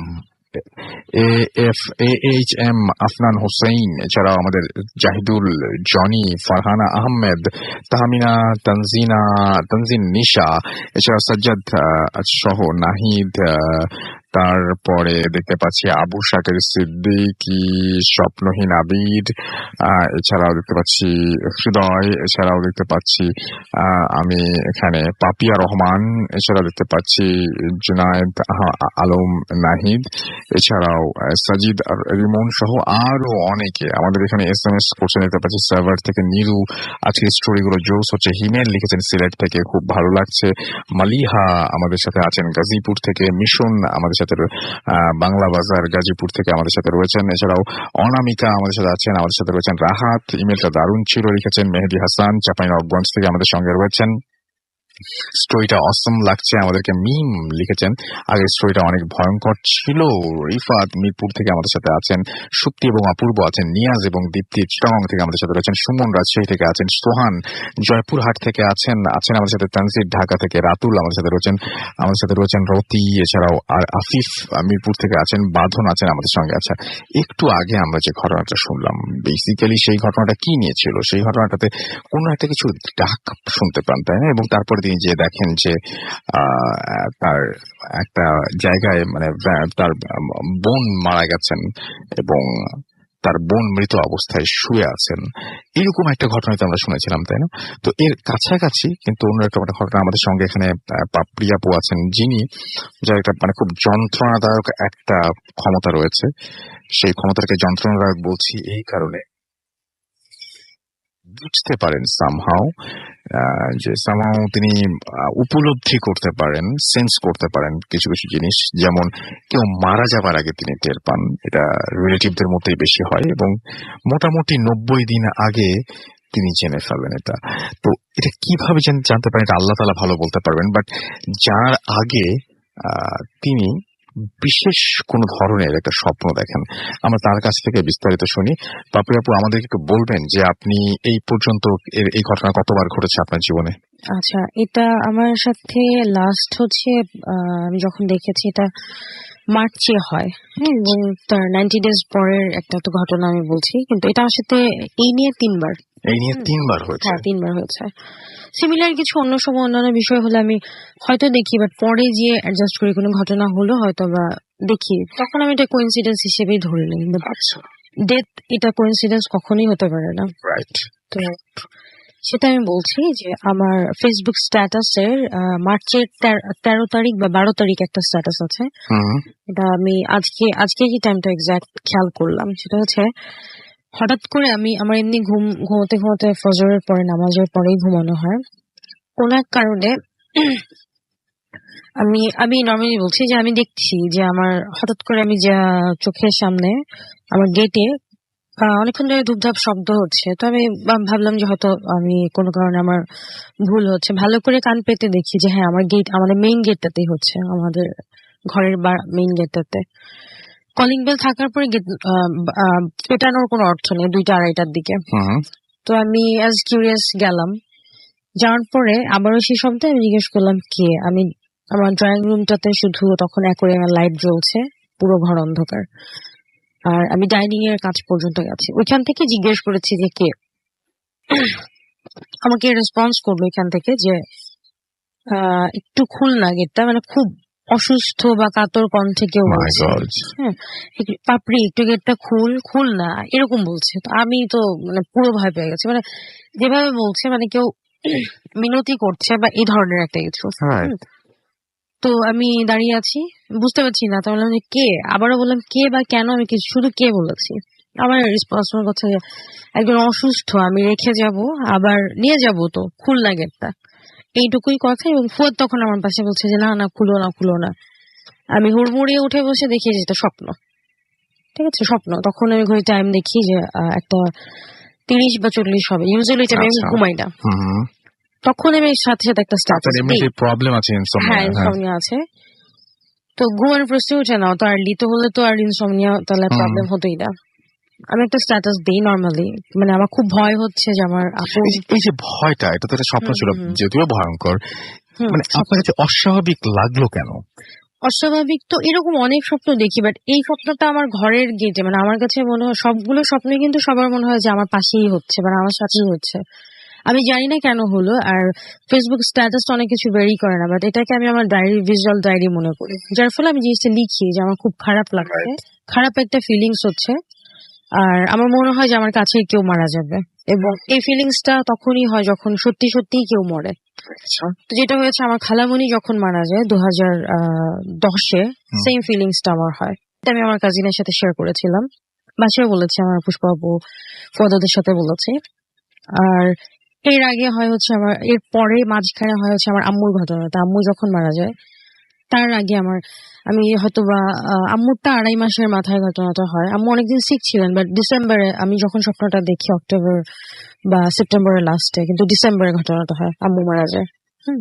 হুম। তো এই ঘটনাটা হচ্ছে মার্চের 10 তারিখ বা 11 তারিখ। আমি স্ট্যাটাসটা আজকে দেখি যে আসলে টাইমিংটা দেখতে গেলাম যে টাইমিংটা কিরকম। 2.5 মাস থেকে 3 মাস, মানে 90 দিন। রাইট। আমার ছোট ফুপা রমজানে 13 তারিখ, 13ই জুন মারা যায়। এবং এই মোটামুটি সময় হিসাব করলে ভাই হিসাব ঠিক আছে। As it is. একদম। তো তখন জিনিসটা মাঝখানে, আমার এই ঘটনাটা যেহেতু আমি আগে মানে এমনি একটু করে বলেছিলাম যে আমার খুব খারাপ একটা ফিলিংস হয় যখন আম্মু মারা যায় সেকেন্ড টাইম হওয়ার পর, এটা আমি একটু এক্সপ্রেস করেছিলাম, সেভাবে না। তো এক ভাবি আমাকে, আমাদের ফ্যামিলি, আমি নাম বলছি না, আমাকে বলছে যে আমাদের একটা ট্যুর ছিল, ভাইয়ার ট্যুরটা ক্যান্সেল করে, যে যাবে কিনা, কারণ এত লং ড্রাইভ। চিরাং একটা আমাদের প্রোগ্রাম ছিল। উনি একটু ভয় পাচ্ছিল যে আসলে যে এমন না যে স্বপ্ন স্বাভাবিক, এরকম দেখার একটা দু স্বপ্ন তিন দেখার দিনের পরে। মধ্যেই হয়, হ্যাঁ, সেরকম হ্যাঁ, না। হ্যাঁ। তারপরেও হ্যাঁ, তারপরও এটাই আমার কাছে, আমি স্বপ্ন এটা হতেই পারে যে 2-3 সেকেন্ডের ব্যাপার, আমরা যতটুকু জানি যে 3 সেকেন্ডের মধ্যে, কিন্তু স্বপ্নটা জিনিসগুলো আসলে অদ্ভুত। তাহলে আমার স্বপ্ন দেখার এই 3 মাসের মাথায় একদম জাস্ট 13 তারিখ বা এর মধ্যেই আমার ছোট ফুপা মারা যায়। হ্যাঁ, উনি অসুস্থ ছিলেন। আমি স্বপ্ন কিন্তু আমাকে এটা বলেছে যে একজন অসুস্থ কাউকে রাখবো, আমি তো নিয়ে যাব। একটা আকুতি ভরা এরকম একটা মেসেজ ছিল, ছোট্ট একটা বিষয়, কিন্তু জিনিসটা আমার কাছে পরে খুব হিট করে। এবং এই ভয়ে ফুয়াদ কয়দিন ওর ঘরে ঘুমাতে পারে নাই। আমার ছোট ফুপা 5 তলায় ছিলেন আর আমরা 2 তলায়। ও আমি এক রুমে, মানে দুজন একসাথেই থেকেছি, পুরো বাসায় একা। ওকে। এটাই, এই ছিল ব্যাপার। আমি আপনার কাছে আবারও ফিরে আসবো, আমাদের আবারও ব্রেকে যেতে হবে, তবে তার আগে ছোট্ট একটা ইমেল পড়ে ফেলি। ইমেলটা খুব ইন্টারেস্টিং।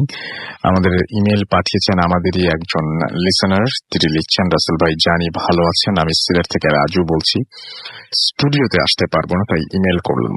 আচ্ছা, ইমেইলের আগে আমরা ছোট্ট করে একটা ঘটনা শুনে আসি। আপনি একটা ঘটনা বলবেন প্লিজ। হ্যাঁ, তারপরে সেকেন্ড একটা ঘটনার পরে আপনাদের আসলে ভালো ঘটনা আরো অনেকগুলো আছে, সেজন্য একটু ওয়েট করতে হবে, একটু রাত জাগতে হবে, আজকে আমাদের সাথে থাকতে হবে, একটু কষ্ট করে যদি আপনারা সব সময় থাকে। আর বেশি বেশি একটা ঘটনা পাঠাতে হবে, যাতে প্রতি সপ্তাহেই এরকম রক্তহীন করা কিছু ঘটনা আপনাদের উপহার দিতে পারি। সেজন্য প্লিজ প্লিজ প্লিজ প্লিজ আপনার কাছে যদি কোনো ঘটনা থাকে সেটা অবশ্যই এখনই পাঠিয়ে দিন আমাদের কাছে। ভূতফম@radiofurti.fm, এই হচ্ছে আমাদের অ্যাড্রেস। স্পেলিংটা বলে দিচ্ছি, BHWTFM@radiofurt.fm, এই radiofurti.fm, ভূতফম@radiofurti.fm, এই অ্যাড্রেসে আপনি ঘটনা পাঠিয়ে দিতে পারেন যে কোনো দিন, যে কোনো সময় আপনার ইচ্ছে মতন। এবং অবশ্যই শুরুতে উল্লেখ করুন আপনার নাম এবং ঠিকানা, এবং আপনি স্টুডিওতে আসতে চান কিনা সেটাও জানিয়ে দিন আমাদেরকে।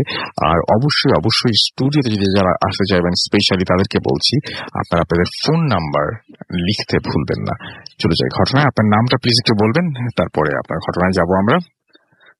হ্যাঁ, ধন্যবাদ ফুয়াদ। আমি ফুয়াদ বলছি ভুয়াগুড়ি থেকে।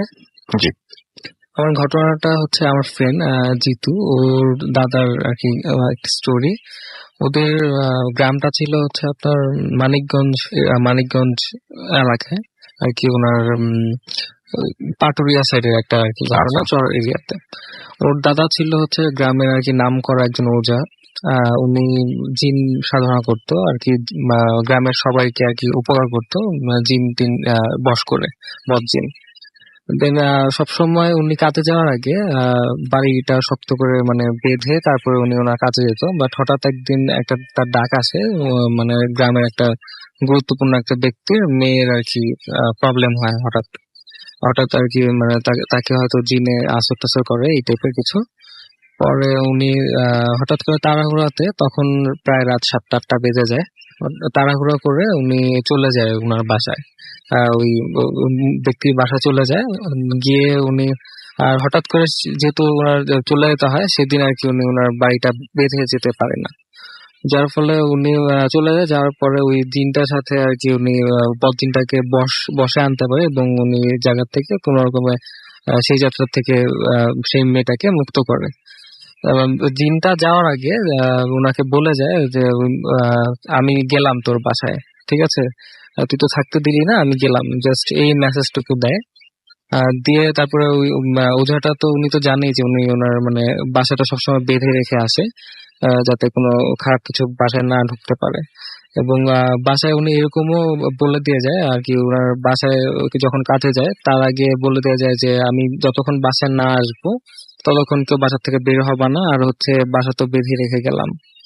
দেন দেন সেদিন তো আর সে বেঁধে রেখে যায় না, উনি বলে যে না তুই কি করবি করিস, জিনটাকে বলে। জিনটার সাথে সাথে উনার বেশ ধরে বাসায় চলে আসে। আর হচ্ছে উনি যখন অন্ধ হইতে থাকে তখন উনি মনে করে যে ওনার বাসাটা তো সেদিন উনি তাড়াহুড়ায় না বেঁধে চলে আসছে। তারপর বাসায় আসার পরে যেহেতু আর বাসার লোকজনও জানে যে বাসাটা উনি বেঁধে রেখে যায়, তো উনি একমাত্র উনি ঢুকতে পারবে বাসায়, বাজে কিছু ঢুকতে পারবে না বাসায়। তো ওনার ওয়াইফকে এসে বলে যে আমাকে একটু পানি দাও, আমি একটু ফ্রেশ হবো। বলার পর ওনার ওয়াইফ আসে, এসে পানি দেয়। পানি দেওয়ার পরে দেখে যে উনি ঠিকই পানি নেয়। নেওয়ার পরে মানে ওই জিনটা উনার বেশে আসে। আসার পরে কি করে, উনি তো সবসময় ওয়াশরুমের দিকে যায় মানে ফ্রেশ হওয়ার জন্য। উনি মানে পিছনে ক্ষেতের দিকে আর কি উনি যেতে থাকে। তখন ওনার বউটা বুঝে যে না কোনো একটা প্রবলেম আছে, কারণ কারণ সবসময় উনি ফ্রেশ হয়ে ঘরে ঢুকে, উনি ওদিকে কেন যাচ্ছে পাত্রটা নিয়ে পানির। পরে এটা মনে করে উনি দৌড়ায় পিছনে চলে আসতে থাকে। পিছনে দৌড়ায় চলে আসতে থাকে, ওনার হাতের মানে লণ্ঠনটা নিভে যায়। আর হচ্ছে উনি ঘরে ঢোকার আগে ওনাকে টান দিয়ে নিয়ে বাসার পাশের পুকুরটাতে মানে ডুবাতে থাকে।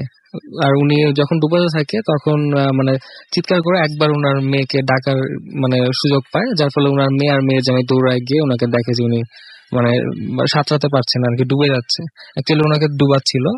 পরে উনি ওনাকে গিয়ে আনতে আনতে উনি ওইখানে অজ্ঞান হয়ে যায়। বাসায় আসার পরে এতক্ষণে চলে আসে ওনার হাজবেন্ড, ওঝাটা চলে আসে, ওর মানে ফ্রেন্ডের দাদা চলে আসে। এইসব কাহিনী দেখে উনি কোন রকম তার বউকে আর কি রেস্কিউ করতে মানে সক্ষম হয়। তারপরেও ওনার আর কি কিছু কিছু মানে যেহেতু এত বড় একটা ধকল ওনার উপর দিয়ে গেছে, উনি তারপরেও একটু মানে অন্যমনস্ক হয়ে যায়, মানে পাগল পাগল হয়ে যায় আর কি, মানে স্বাভাবিক জীবন আর ফিরে আসতে পারে না।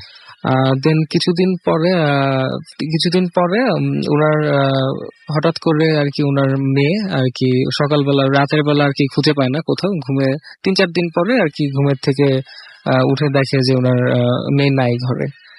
দেন কিছু সব জায়গায় খোঁজার পরে ওনাদের বাসার পাশে যে ল্যাট্রিনটা ছিল ওটাতে গিয়ে দেখে যে ওনার মানে মেয়ের মাথাটা ল্যাট্রিনের আর কি কমোডের মধ্যে ঢুকানো, আর হচ্ছে বডিটা বাইরে খাড়া অবস্থায় পড়ে আছে।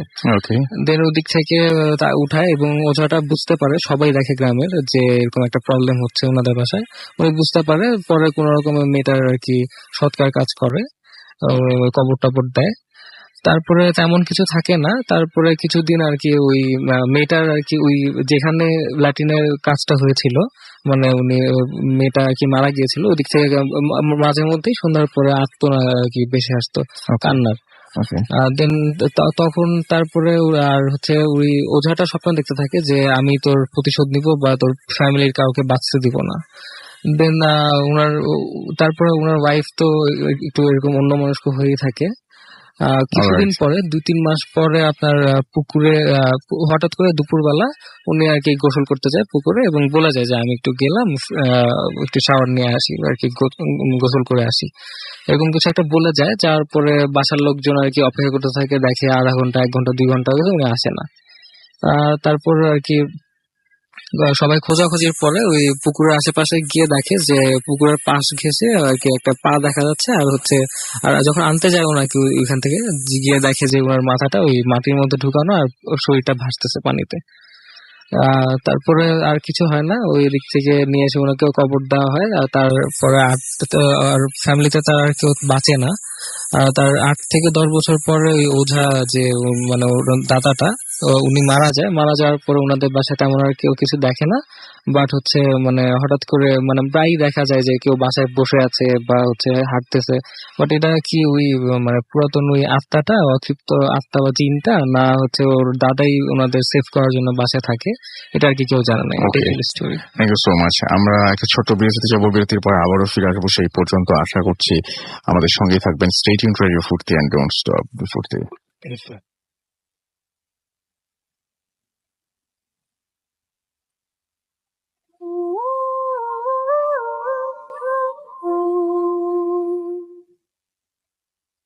You're listening to Radio Food 38.0 FM and at night comes alive with Gramin Phone.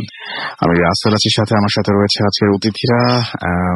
একটার পর একটা দারুণ দারুণ ঘটনা আমরা শুনছি।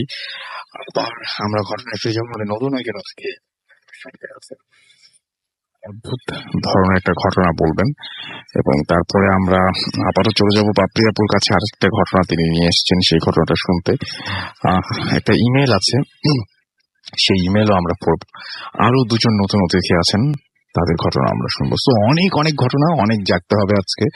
সো আশা করছি পুরোটা সময় আপনারা আমাদের সঙ্গে থাকবেন, এবং আমি চেষ্টা করবো যে আপনাকে কতটা আপনি এনজয় করতে পারেন, আপনি যেন 100% এনজয় করতে পারেন সেটা নিশ্চিত করতে। আমাদের যে ফেসবুকের যে পেজটা রয়েছে, ফুর্তির যে পেজটা, সেখানে দেখতে পাচ্ছি শফিকুল ইসলাম লিখন আমাদের সঙ্গে আছেন, আব্দুস সবুর আমাদের সঙ্গে আছেন, আমাদের সঙ্গে আছেন রিজওয়ান সিদ্দিকী, এছাড়াও আমাদের সঙ্গে আছেন শ্রাবণ আহমেদ, এছাড়াও আমাদের সঙ্গে আছেন দেখতে পাচ্ছি অনুরুদ্ধ মন্ডল, আমাদের সঙ্গে আছেন এমডি রায়হান খান, ইব্রাহিম খলিল আমাদের সঙ্গে আছেন, আমাদের সঙ্গে আছেন দেখতে পাচ্ছি রায়হান খান, আচ্ছা আমাদের সঙ্গে আছে দেখতে পাচ্ছি সুলতান, এছাড়া আমাদের সঙ্গে রয়েছেন দেখতে পাচ্ছি ফয়সাল আহমেদ সুমন, এছাড়াও নওশিন জুই আমাদের সাথে আছেন, আশিক আছেন আমাদের সাথে, সাইফুল আরিফিন আমাদের সাথে আছেন, আমাদের সাথে রয়েছেন আকরাম হোসেন, এছাড়া আমাদের সঙ্গে রয়েছেন কোন একজন লিখেছেন দেশের বাইরে থেকে ড্রাইভিং অ্যান্ড লিসনিং টু ভূত এফএম, ছবি সহ পাঠিয়েছেন।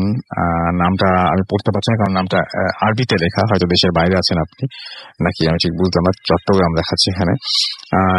আমাদের সঙ্গে দেখতে পাচ্ছি শাহ ফাইজুল কবির আমাদের সঙ্গে আছেন, আমাদের সঙ্গে রয়েছেন দেখতে পাচ্ছি নোবেল, এছাড়া আমাদের সাথে রয়েছেন দেখতে পাচ্ছি কাজী তানভীর, এছাড়া আমাদের সাথে রয়েছেন দেখতে পাচ্ছি মহসিন ইমন সহ আরো আরো আরো অনেকে।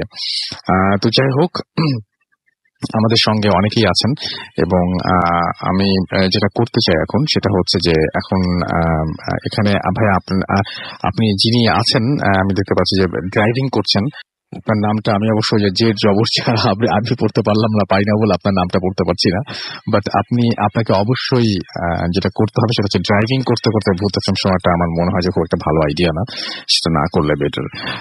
এবং গাড়িটা পার্ক করে নিতে পারেন অথবা গন্তব্যে পৌঁছিয়ে তারপরে আপনি শুনতে পারেন ভূত এফএম।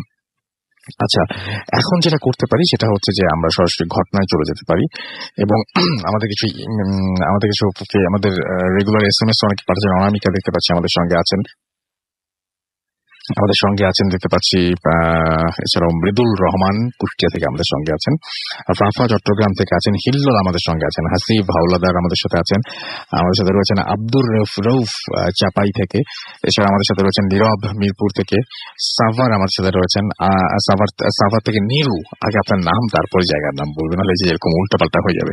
আদনান আমাদের সাথে আছেন, আমাদের সাথে রয়েছেন দেখতে পাচ্ছি ইফাত হোসাইন হাজারিবাগ ঢাকা থেকে, অর্লিমা আমাদের সাথে আছেন, আমাদের সাথে রয়েছেন আজিম, এছাড়াও আনিকা, জিলান সহ আরো অনেকে আমাদের সাথে রয়েছেন।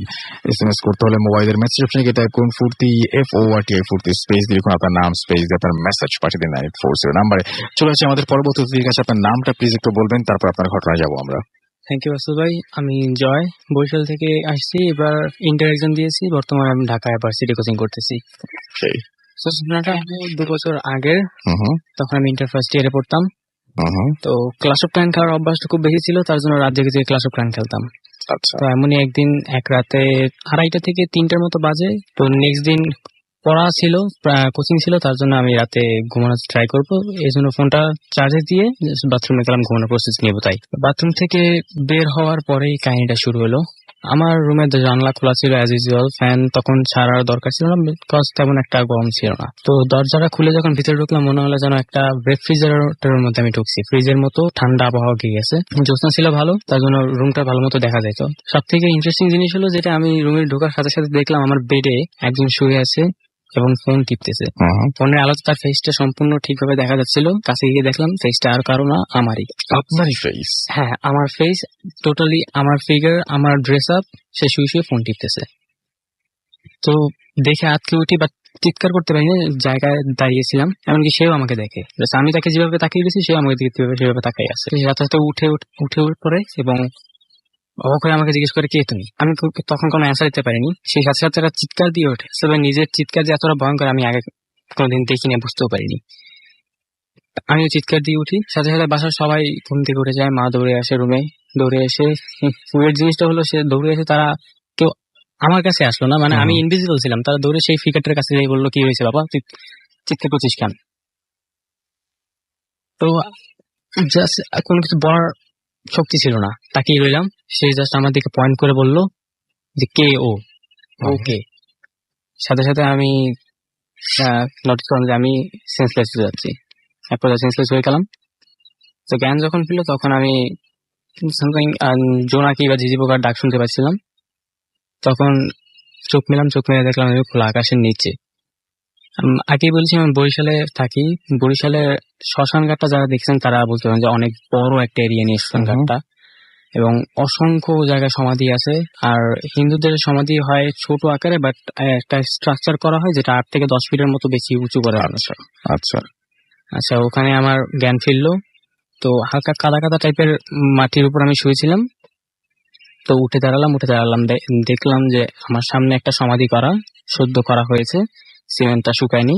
তাতে একটা নেম প্লেট দেওয়া থাকে, যেটা যার সমাধি তার নাম লেখা থাকে, তার মাতার নাম, পিতার নাম এবং তার জন্মসাল, মৃত্যুসাল দেওয়া থাকে। তো আগে জ্যোৎস্নার আলো ছিল ভালো, তাই নেম প্লেটটা খুব উজ্জ্বলভাবে দেখা যাচ্ছিল। আমি নেম প্লেটের দিকে তাকালাম, তাকিয়ে দেখলাম যে নেম প্লেট দিকে আমারই নাম লেখা, এবং আমার বাবার নাম, আমার মার নাম, আমার জন্মসাল এবং আমার মৃত্যু সালটা ছিল 2014, যেটা 2 বছর আগের। তখন 2014 চলছিল। আচ্ছা, সাথে সাথে আমার বডিটা জাস্ট প্যারালাইজের মতো হয়ে যায়। আমার খুবই স্বাভাবিক। বডিতে কোনো কন্ট্রোল থাকে না, আমি জাস্ট মাটিতে পড়ে যাই, বাট সেন্সলেস হই না। আমার চোখ খোলা থাকে। কতক্ষণ পড়েছিলাম এভাবে আমি জানি না, কোনো চিন্তা ভাবনা করার মতো এনার্জি ছিল না, আমি জাস্ট তাকিয়েছিলাম। অনেকক্ষণ পর বডিতে যখন আবার এনার্জি ফিরে পাই, আমি একটা চিন্তা করলাম যে এখান থেকে তো আমি আমার বাসা চিনি। আমার বাসা ওখান থেকে হাইয়েস্ট হলে 1.5 কিলোমিটার দূরে হবে, যেটা হেঁটে গেলে 2 ঘন্টার মতো লাগতে পারে। আচ্ছা, তো বরিশালের শ্মশানঘাটটা যারা গেছেন তারা জানেন যে শ্মশানঘাটটা অনেক পেঁচানো রাস্তা আছে, যেটা গুলিয়ে যাওয়া খুবই স্বাভাবিক। আমি ওখানে হাইয়েস্ট হলে 2বার কি 1বার গিয়েছিলাম। আমি ঠিক মতো চিন্তা না রাস্তা, আমি সরাসরি উঠে যত শক্তি আসলো দৌড় দিলাম। দৌড়ে আমি কিভাবে বের হয়েছি আমি জানি না, আমার হাত পা অনেক জায়গায় কেটে গেছে, তাও আমার খেয়াল ছিল না। শ্মশানঘাট থেকে বের হয়ে গেট পার হয়ে আমি দৌড় দিলাম বাসার উদ্দেশ্যে। তো ওখান থেকে বের হয়ে পটুয়াখালী আর ঢাকার একটা হাইওয়ে আছে, যেটা দিয়ে অলওয়েজ নাইট কোচ যায়। আমি সেই রাস্তা ধরে যাচ্ছিলাম যাতে কোনো গাড়ি কিছু দেখতে পাই। আচ্ছা, বাট মনে হচ্ছিল যেন টাইমটা স্টপ হয়ে আসলো। কোনো কিছু, একটা কুকুর, মানে রিক্সা নেই, একটা গাড়ি নেই, একটা বাস নেই। তো অনেকক্ষণ হাঁটতে থাকলাম, প্রায় 2 থেকে 3 ঘন্টা হয়ে যাবে, বাট আমার পথ শেষ হতেছিল না, যেখানে 2 ঘন্টা লাগতো টপস। যদি একটা জিনিসই ভাবতেছিলাম, আমি কার কবর দেখলাম আর রুমেও কি দেখলাম, আমি এখানে কেমনে আসলাম, হাঁটছিলাম। তো কত দূর যাওয়ার পরে আমি একটা কুকুর দেখতে পাই, একটু দূরে একটা দোকানের পারে। কুকুরটা আমাকে দেখে খুব জোরে চিৎকার করা শুরু করলো, মানে কুকুর যেভাবে ডাকে খুব জোরে ডাকাডাকি শুরু করলো। বাট মজার বিষয় হলো, কুকুরটা তার জায়গা থেকে 1 পা নড়েনি, সেখানে দাঁড়িয়ে দাঁড়িয়ে চিৎকার করতে লাগলো। আমি তাই থেকে আরো জোরে জোরে হেঁটে সামনে এগিয়ে গেলাম। তো এক পর্যায়ে ভোর হয়ে যাওয়ার পালা, এতক্ষণ হেঁটেছি বাট টাইমটা স্টপ হয়ে আছে। বাসার সামনে গেলাম অনেকক্ষণ পর, যে বাসার কলিং বেল, মানে আমাদের বাসার গেটটা অ্যাকচুয়ালি ছোট, তাই ওখানে দারোয়ান দরকার হয় না, নিচেই সব কলিং বেল আছে। বাসায় যে আমার বাসার কলিং বেলটা বাজাতে থাকি অনেকক্ষণ, 10-15 মিনিট, আধা ঘন্টা ধরে কলিং বেল বাজাতে থাকি, তবে কেউ অ্যান্সার দেয় না। এক পর্যায়ে বাসার প্রত্যেকটা ফ্ল্যাটের কলিং বেল বাজায়, তারপরে কেউ অ্যান্সার দেয় না। তো হতাশ হয়ে গেটের পাশে আমি বসে থাকি। তো কিছুক্ষণ পর কিছু মানুষ হেঁটে আসার আওয়াজ পাই, সাথে সাথে উঠে দাঁড়িয়ে মানুষগুলো যখন কাছে আসে, জ্যোৎস্নার আলো ছিল, ল্যাম্পপোস্টটা জ্বলতো না রাস্তায়, জ্যোৎস্নার আলোতে আর বাসার বিল্ডিং এর লাইটে স্পষ্ট দেখতে পাই আমার মা, আমার বড় ভাই এবং সেই আমার রূপধারী সেই ফিগারটা ও মাই গড, বাসার দিকে আসতেছে। তাদের হাতে অনেক ব্যাগ, মনে হয় আপনার সামনে দিয়েই তারা আপনার বাসায় আসছে? আমার বাসায় আসছে। তাদের হাতে অনেকগুলো ব্যাগ, মনে হয় যেন শপিং করে আসছে। আমার মা, আমার ভাই আমাকে নোটিস করেনি, ওই ইনভিজিবল ছিলাম তাদের সামনে আমি। বাট ওই ফিগারটা আবার আমাকে দেখে অবাক হয়ে তাকিয়ে রয়েছে। আপনি ওটা? আমি ওইটা, ও আমাকে দেখতেছে, আমি ওকে দেখতেছি, তাকিয়ে রয়েছে। ওর হাত থেকে ব্যাগ দূরে পড়ে গেছে, আবার ও চিৎকার দিয়ে উঠলো। চমকে উঠছে আপনাকে দেখে? হ্যাঁ। আচ্ছা। ভয়ঙ্কর ভাবে সেই চিৎকার দিয়ে উঠলো। মা আবার দৌড়ে গেল ওর কাছে, ও বললো, আবার আমাকে পয়েন্ট করে বললো ওকে, জাস্ট একটা কথাই বলেছিল ওকে। এবার আর আমার দাঁড়িয়ে থাকার মতো আর কোনো এনার্জি ছিল না, আমি সেন্সলেস হয়ে পড়লাম ওখানে।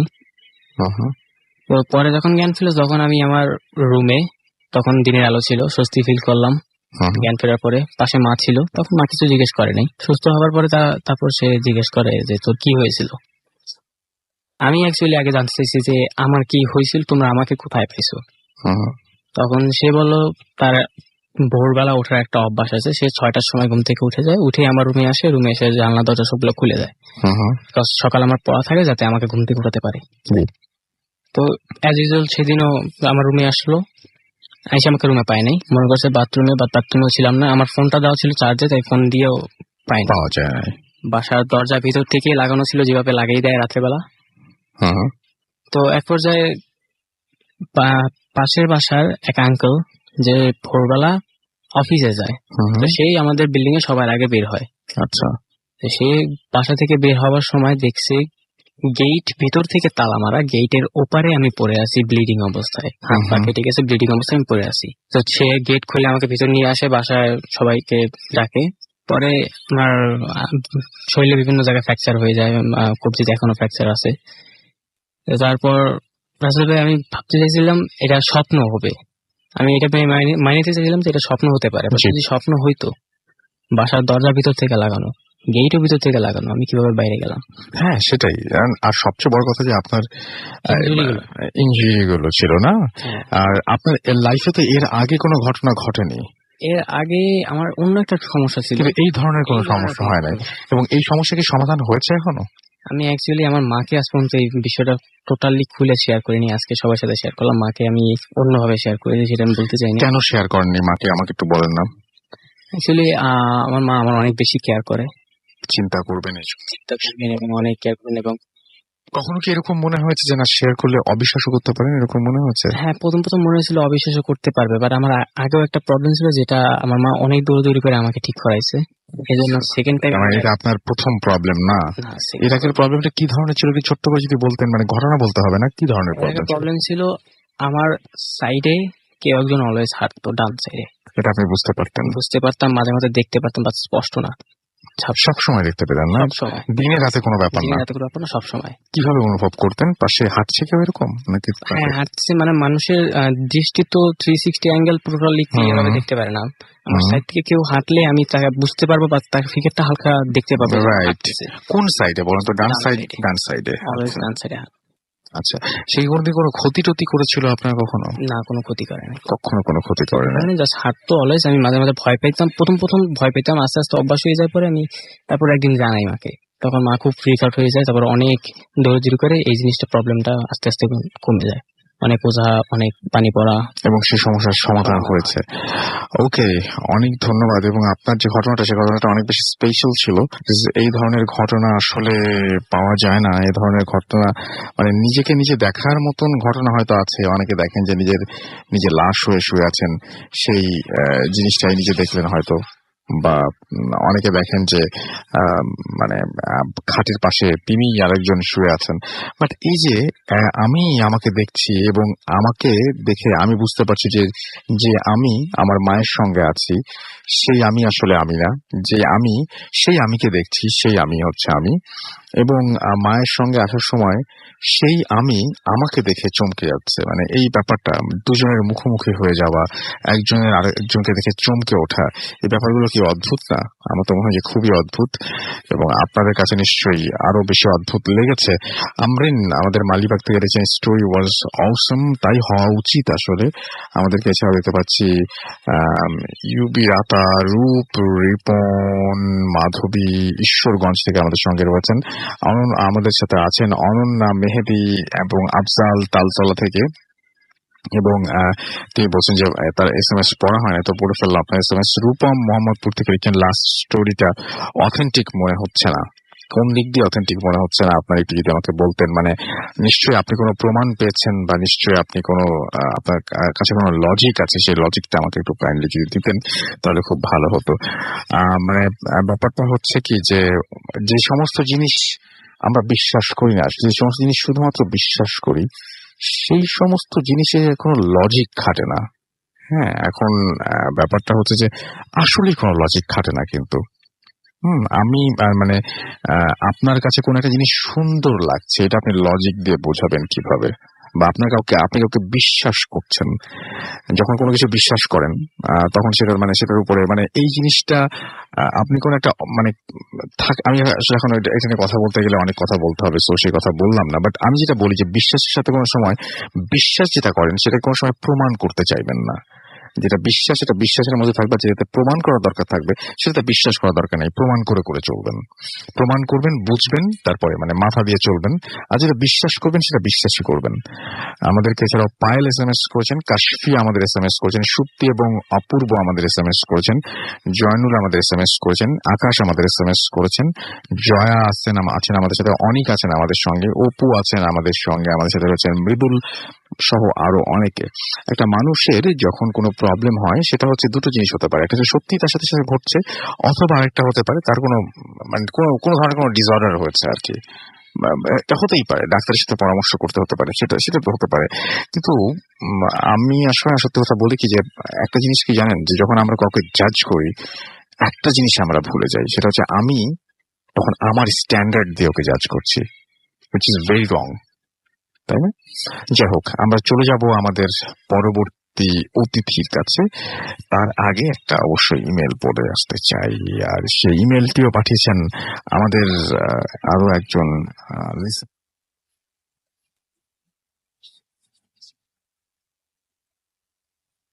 রাসেল ভাই। জানি ভালো আছেন।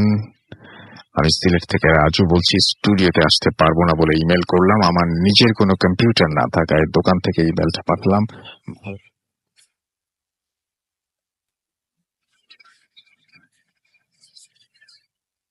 ভূত আর ভালোবাসা একই রকম জিনিস। কখনো এগুলোর পাল্লায় না পড়লে এগুলোর কোনোটাই বিশ্বাস হয় না। কথা না বাড়িয়ে আমি আমার ঘটনায় চলে যাই। ঘটনাটি 3 বছর আগের, আমার নিজের সাথে ঘটেছে। আমি আমার ভাষায় ঘটনাটি বলছি। আমি তখন নেত্রকোনায় আপুর বাসায় থাকি, ক্লাস 9-এ পড়ার সময় এখানে আসা। আর আজ আমি অনার্স 3rd ইয়ারে পড়ি। আমি এমনিতেই একটু ভীতু টাইপের, অল্প কিছুতেই ভয় পেয়ে যাই, কিন্তু লজ্জায় কোনোদিন এই ভয়টা কারো কাছে প্রকাশ করতাম না। আমি একা আলাদা রুমে থাকি, একা থাকি বলে ভয়ে সারা রাত ঠিক মতো ঘুমোতে পারতাম না। কোনোদিন কেমন জানি মনে হতো কেউ হয়তো বিছানার পাশে দাঁড়িয়ে আছে, ছায়া হয়ে আমাকে দেখছে। সারা রাত এরকম আজে বাজে চিন্তা মাথায় আসে, আর ঘেমে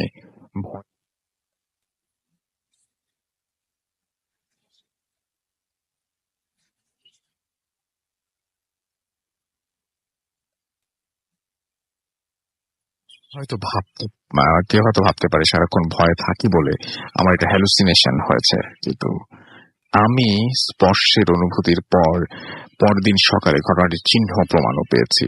ঘটনাটি তাহলে খুলে বলি। প্রতিদিনের মতো ওই দিনও ঘুমোতে গিয়েছি, বিছানায় শুয়ে চিন্তা করতে করতে কখন যে ঘুমিয়ে গেছি বলতে পারবো না, কিন্তু মাঝ রাতে কোনো একজনের খুব নিচু গলায় ডাক শুনে আমার ঘুমটা ভেঙে যায়। ডাকটা ছিল খুব কোমল আর খুব নিচু গলার। থেমে থেমে আমার নাম ধরে ডাকছে। চোখ খুলে দেখি সত্য,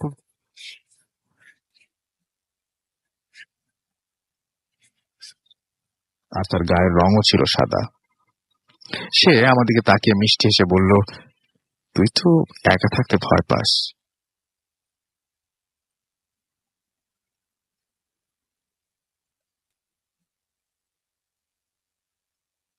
বিশ্বাস কর, আমার একবারের জন্য কোনো কিছু মনে হচ্ছে না। বরং মনে হয়েছে বৃদ্ধা মহিলা আমার সাথে না হয় ঘুমাক। এই ভেবে আমি পাশ ফিরে শুয়ে পড়লাম। কিন্তু কি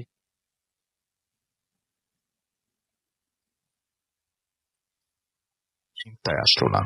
আমি ঘুমিয়ে পড়লাম। ঘুম ভাঙলো ফজরের আজানের কিছুক্ষণ আগে। চোখ মেলে দেখি মহিলা তখনও আমার দিকে মায়া ভরা দৃষ্টি তাকিয়ে আছে। আমার ঘুম ভেঙেছে দেখে একটা হাসি দিল, আর ওনার হাতের একটা আঙুল দিয়ে আমার একটা হাত অল্প স্পর্শ করলো। তার হাতের স্পর্শ আমার সমস্ত শরীরের লোম দাঁড়িয়ে গেল। খুবই গরম মনে হচ্ছিল কেউ যেন আমাকে আগুনের ছ্যাঁকা দিয়েছে। আমি সঙ্গে সঙ্গে লাফিয়ে উঠে আমার হাতের দিকে তাকালাম। দেখি হাতের একটি জায়গা লাল হয়ে গেছে। রাগে বৃদ্ধা মহিলার দিকে তাকিয়ে দেখি কেউ নেই আমার পাশে। ভয়ে তখন জীবন বের হওয়ার উপক্রম। আমি বিছানা থেকে নামতে চাইলাম, কিন্তু আমি এক ফোঁটাও নড়তে পারছি না। মনে হচ্ছে কে যেন আমার শরীরটাকে বিছানা থেকে আটকে রেখেছে।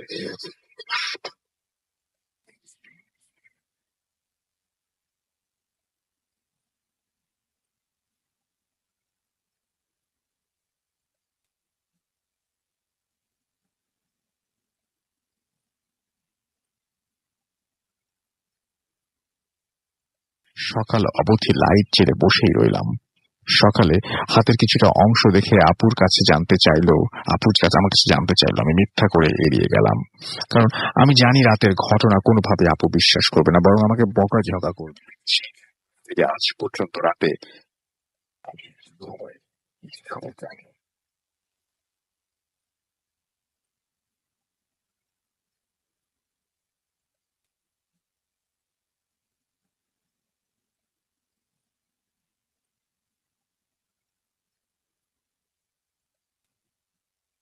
আপনি এই ঘটনাটি চমৎকার একটা ঘটনা। Thank you very much. যে মুহূর্তে আপনার ঘটনা শেষ করলাম সেই মুহূর্তে ঘড়িতেও বেজেছে সময় 1:13। আমরা চলে যাব আমাদের পরবর্তী পাপড়ি আপুর কাছে। আরো একটা ঘটনা শুনে আসবো এবং তারপরে আবার আপনাদের কাছে ফিরে আসবো। আপু, আপনার লাস্ট ঘটনাটা আমরা শুনে ফেলি। হ্যাঁ, লাস্ট স্টোরিটা হচ্ছে এটা মোহাম্মদপুরের একটা ঘটনা। আমি আপনাকে বাইরে বলেছিলাম প্লেসটা, এখন মেনশন করছি না। জি। তো যে জায়গাটায় হয়েছে সেখানে একজন মিটার রিডার ছিলেন, ইউজুয়াল একদম খুব সাধারণ সাদা মাথা একজন মানুষ।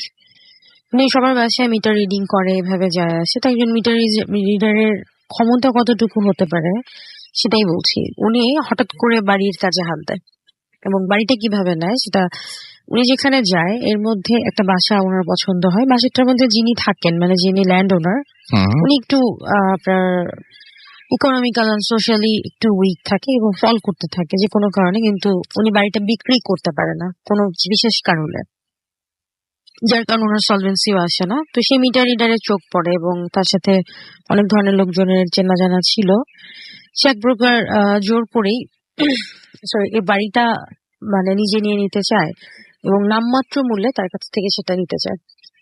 তো লোকটা বলে যে, দেখেন, যদি আমি আপনার কাছে বিক্রি করতেই পারতাম তাহলে আমি বিক্রি করে আমার সমস্যার সমাধান করতাম, তো হচ্ছে না। তো যাই হোক, সে অনেক কিছু পরে বাড়িটা নিয়ে নেয় নিজের নামে, নিজের দখলে, এবং সেসব দিয়ে যে সে নামমাত্র মূল্যটা ধার্য নিজেই করেছিল সেই টাকাটাও সেই লোকটাকে দেয় না। লোকটা এর মধ্যেই মারা যায়, কিন্তু সেই তার পাওনাটা অপরিশোধিত থেকে যায়। তাকে মারা যাওয়ার আগে অনেক ভাবে বলে যে আমাদের এই বাসায় তার বাপ দাদা, তারপর তাদের উত্তরসূরি যারা ছিল পূর্বপুরুষ, তারা অনেক কিছু সাধনা করতো বা এই ধরনের কোনো কিছুর এক্সিস্টেন্স ছিল, যার কারণে সে চাইলেও বাড়িতে বিক্রি বা কোনো পরিবর্তন কিছু করতে পারছিল না, কিন্তু সে মিটার রিডার সেটা নিয়ে নেয়।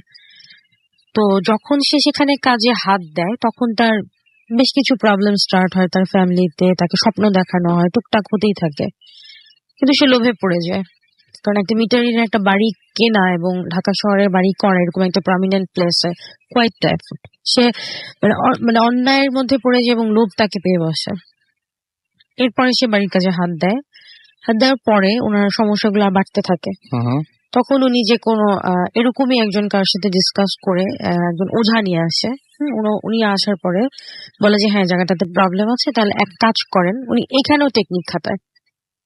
একতলাটা মানে জাস্ট আপনার পিলার করে উপরে বিল্ডিং 3 তলা 4 তলা পর্যন্ত ফাউন্ডেশন করে, কিন্তু নিচ তলাটা উনি মানে ওপেন রেখে দেন, কোনো বাউন্ডারি দেয়াল টেয়াল কিচ্ছু দেয় না। মানে মাটিতেও উনি মানে মাটিটাও ফ্লোরটাও পাকা করে না। এটা পুরো একটা চালাকি আসলে। হ্যাঁ, এখানেও ইটস ট্রিকি কজ ওই মানে যাকে নিয়ে এসেছিল ওঝা টাইপের সেটাই বলেছে, যেহেতু জায়গাটা পরিবর্তনের পরেই কিন্তু প্রবলেম গুলো বেড়েছে।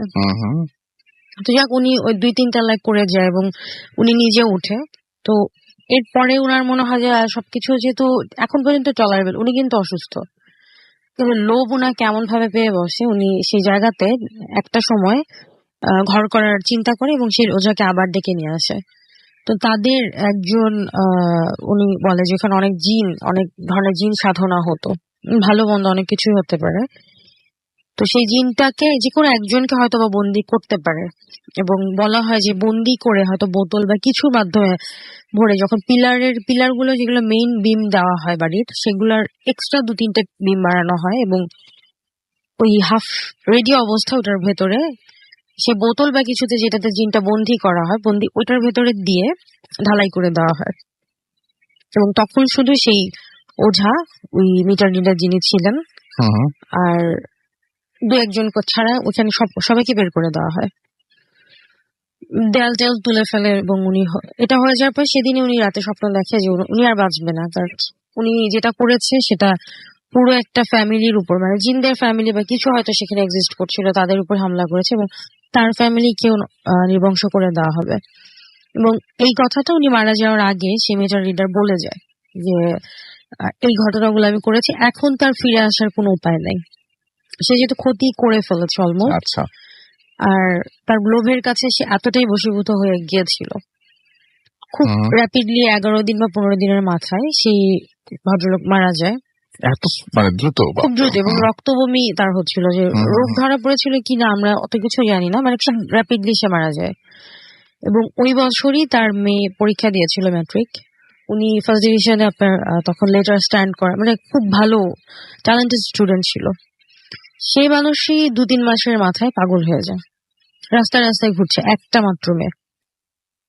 এরপর ওনার 2 ছেলে, ছোট ছেলেটা তখন নাকি একদমই ছোট, ওই 2 ছেলে হচ্ছে আপনার একটু অ্যাবনর্মাল হতে হতে মানে আচরণ পুরো চেঞ্জ হয়ে যায়, ছাদে যেয়ে বসে থাকে, উল্টো টাইমে উল্টো সময় নামাজ পড়ে। 2টো ছেলেই চেঞ্জ, মানে পাগল যেটাকে বলা যায়। এবং ওয়াইফটাও মানে মেন্টালি ডিসঅর্ডার চলে আসে সবার মধ্যে। এবং স্টিল এই যে মেয়েটার ঘটনাটা বললাম, ওদের বাসায় এখনো যারা ভাড়া নেয় নিচতলাটায়, তারা বিভিন্ন রকমের প্রবলেম ফেস করে। এবং এক নামে সবাই জানে, যার কথা আমি বলছি হয়তো বা যদি মোহাম্মদপুরের ওই কাটাসুরে, আমি আর মেনশন করে বলছি না, কাটাসুরের একটা বাসা এটা। তো ওই উনার মেয়েটা এখনো রাস্তায় রাস্তায় ঘুরে, ঠিক আছে, নাও শি ইজ 35 or 6-7 হবে, বাট একটা পুরো ফ্যামিলি। এবং তিনি হঠাৎ করেই এরকম মানে নরমাল হয়ে যান খুবই আকস্মিক ভাবে। যে বছর উনি ম্যাট্রিক পরীক্ষা দিয়েছেন, ফার্স্ট ডিভিশনে উনি স্ট্যান্ড করা স্টুডেন্ট, মানে বেশ ভালো স্টুডেন্ট, কি করে এইভাবে পাগল হয়ে যায়? এটাই মেসেজটা এখানেই আছে, যে আমরা অনেক সময় ভাবি যে আমাদের কৃতকর্মের ফল হয়তো আমাদের পরের জীবনে পাবো, বা কি অনেক সময় সেটা এই জীবনে আমাদেরকে আমাদের উপরওয়ালা বা সৃষ্টিকর্তা দেখিয়ে দেন, এবং যেটা ঠিক না, অন্যায় করে বা মানুষের কাউকে প্রেশার করে কিছু করাটা হয়তো ঠিক না, এবং তার পুরো লাইফ দিয়ে সেটা সাফার করে যেতে হয়। এই ছিল ঘটনা। অনেক ধন্যবাদ আপনাকে আপনার ঘটনার জন্য প্রিয়া আপু। আজকে আপনার ঘটনা অনেক ভালো লাগলো। আমি দেখতে পাচ্ছি যে এসকেআর দোহা কাতার থেকে আমাদেরকে লিখছেন রোদেলা নীরব, এছাড়া আমাদেরকে লিখছেন হুমায়ুন ফুয়াদ রহমান। আচ্ছা, রোদেলা নীরব লিখেছেন হচ্ছে সৌদি আরব না কোত্থেকে, হ্যাঁ তাই তো হবে। আর আমাদেরকে লিখেছেন ক্যানবেরা অস্ট্রেলিয়া থেকে হুমায়ুন ফুয়াদ রহমান, তিনি আমাদের সঙ্গে আছেন। আপনি যদি থাকতে চান তাহলে আপনি এখন চলে আসুন আমাদের ফেসবুক ফেসবুকের ইনবক্স করে দিন আমাদের যে ভূত এফএম পেজটা হচ্ছে www.facebook.com/bhutfm.russell। প্লিজ যারা দেশে আছেন তাদেরকে একটু অনুরোধ করবো, আপনাদের তো আমি কমেন্ট দেখে সব জায়গা থেকেই বুঝতে পারছি, SMS করতে পারেন চাইলে আপনারা। একটু দেশের বাইরে যারা রয়েছেন তাদেরকে একটু সুযোগ দিবেন, তারা যেন আমাদের কমিউনিকেট করতে পারেন। আমরা একটা ছোট্ট বিরতি যাবো, বিরতির পরে আবারও ফিরে আসবো। সেই পর্যন্ত আমাদের সঙ্গেই থাকবেন, কোথাও যাবেন না। Stay tuned to Radio Furti and don't stop. Night comes alive with Ramin Salon.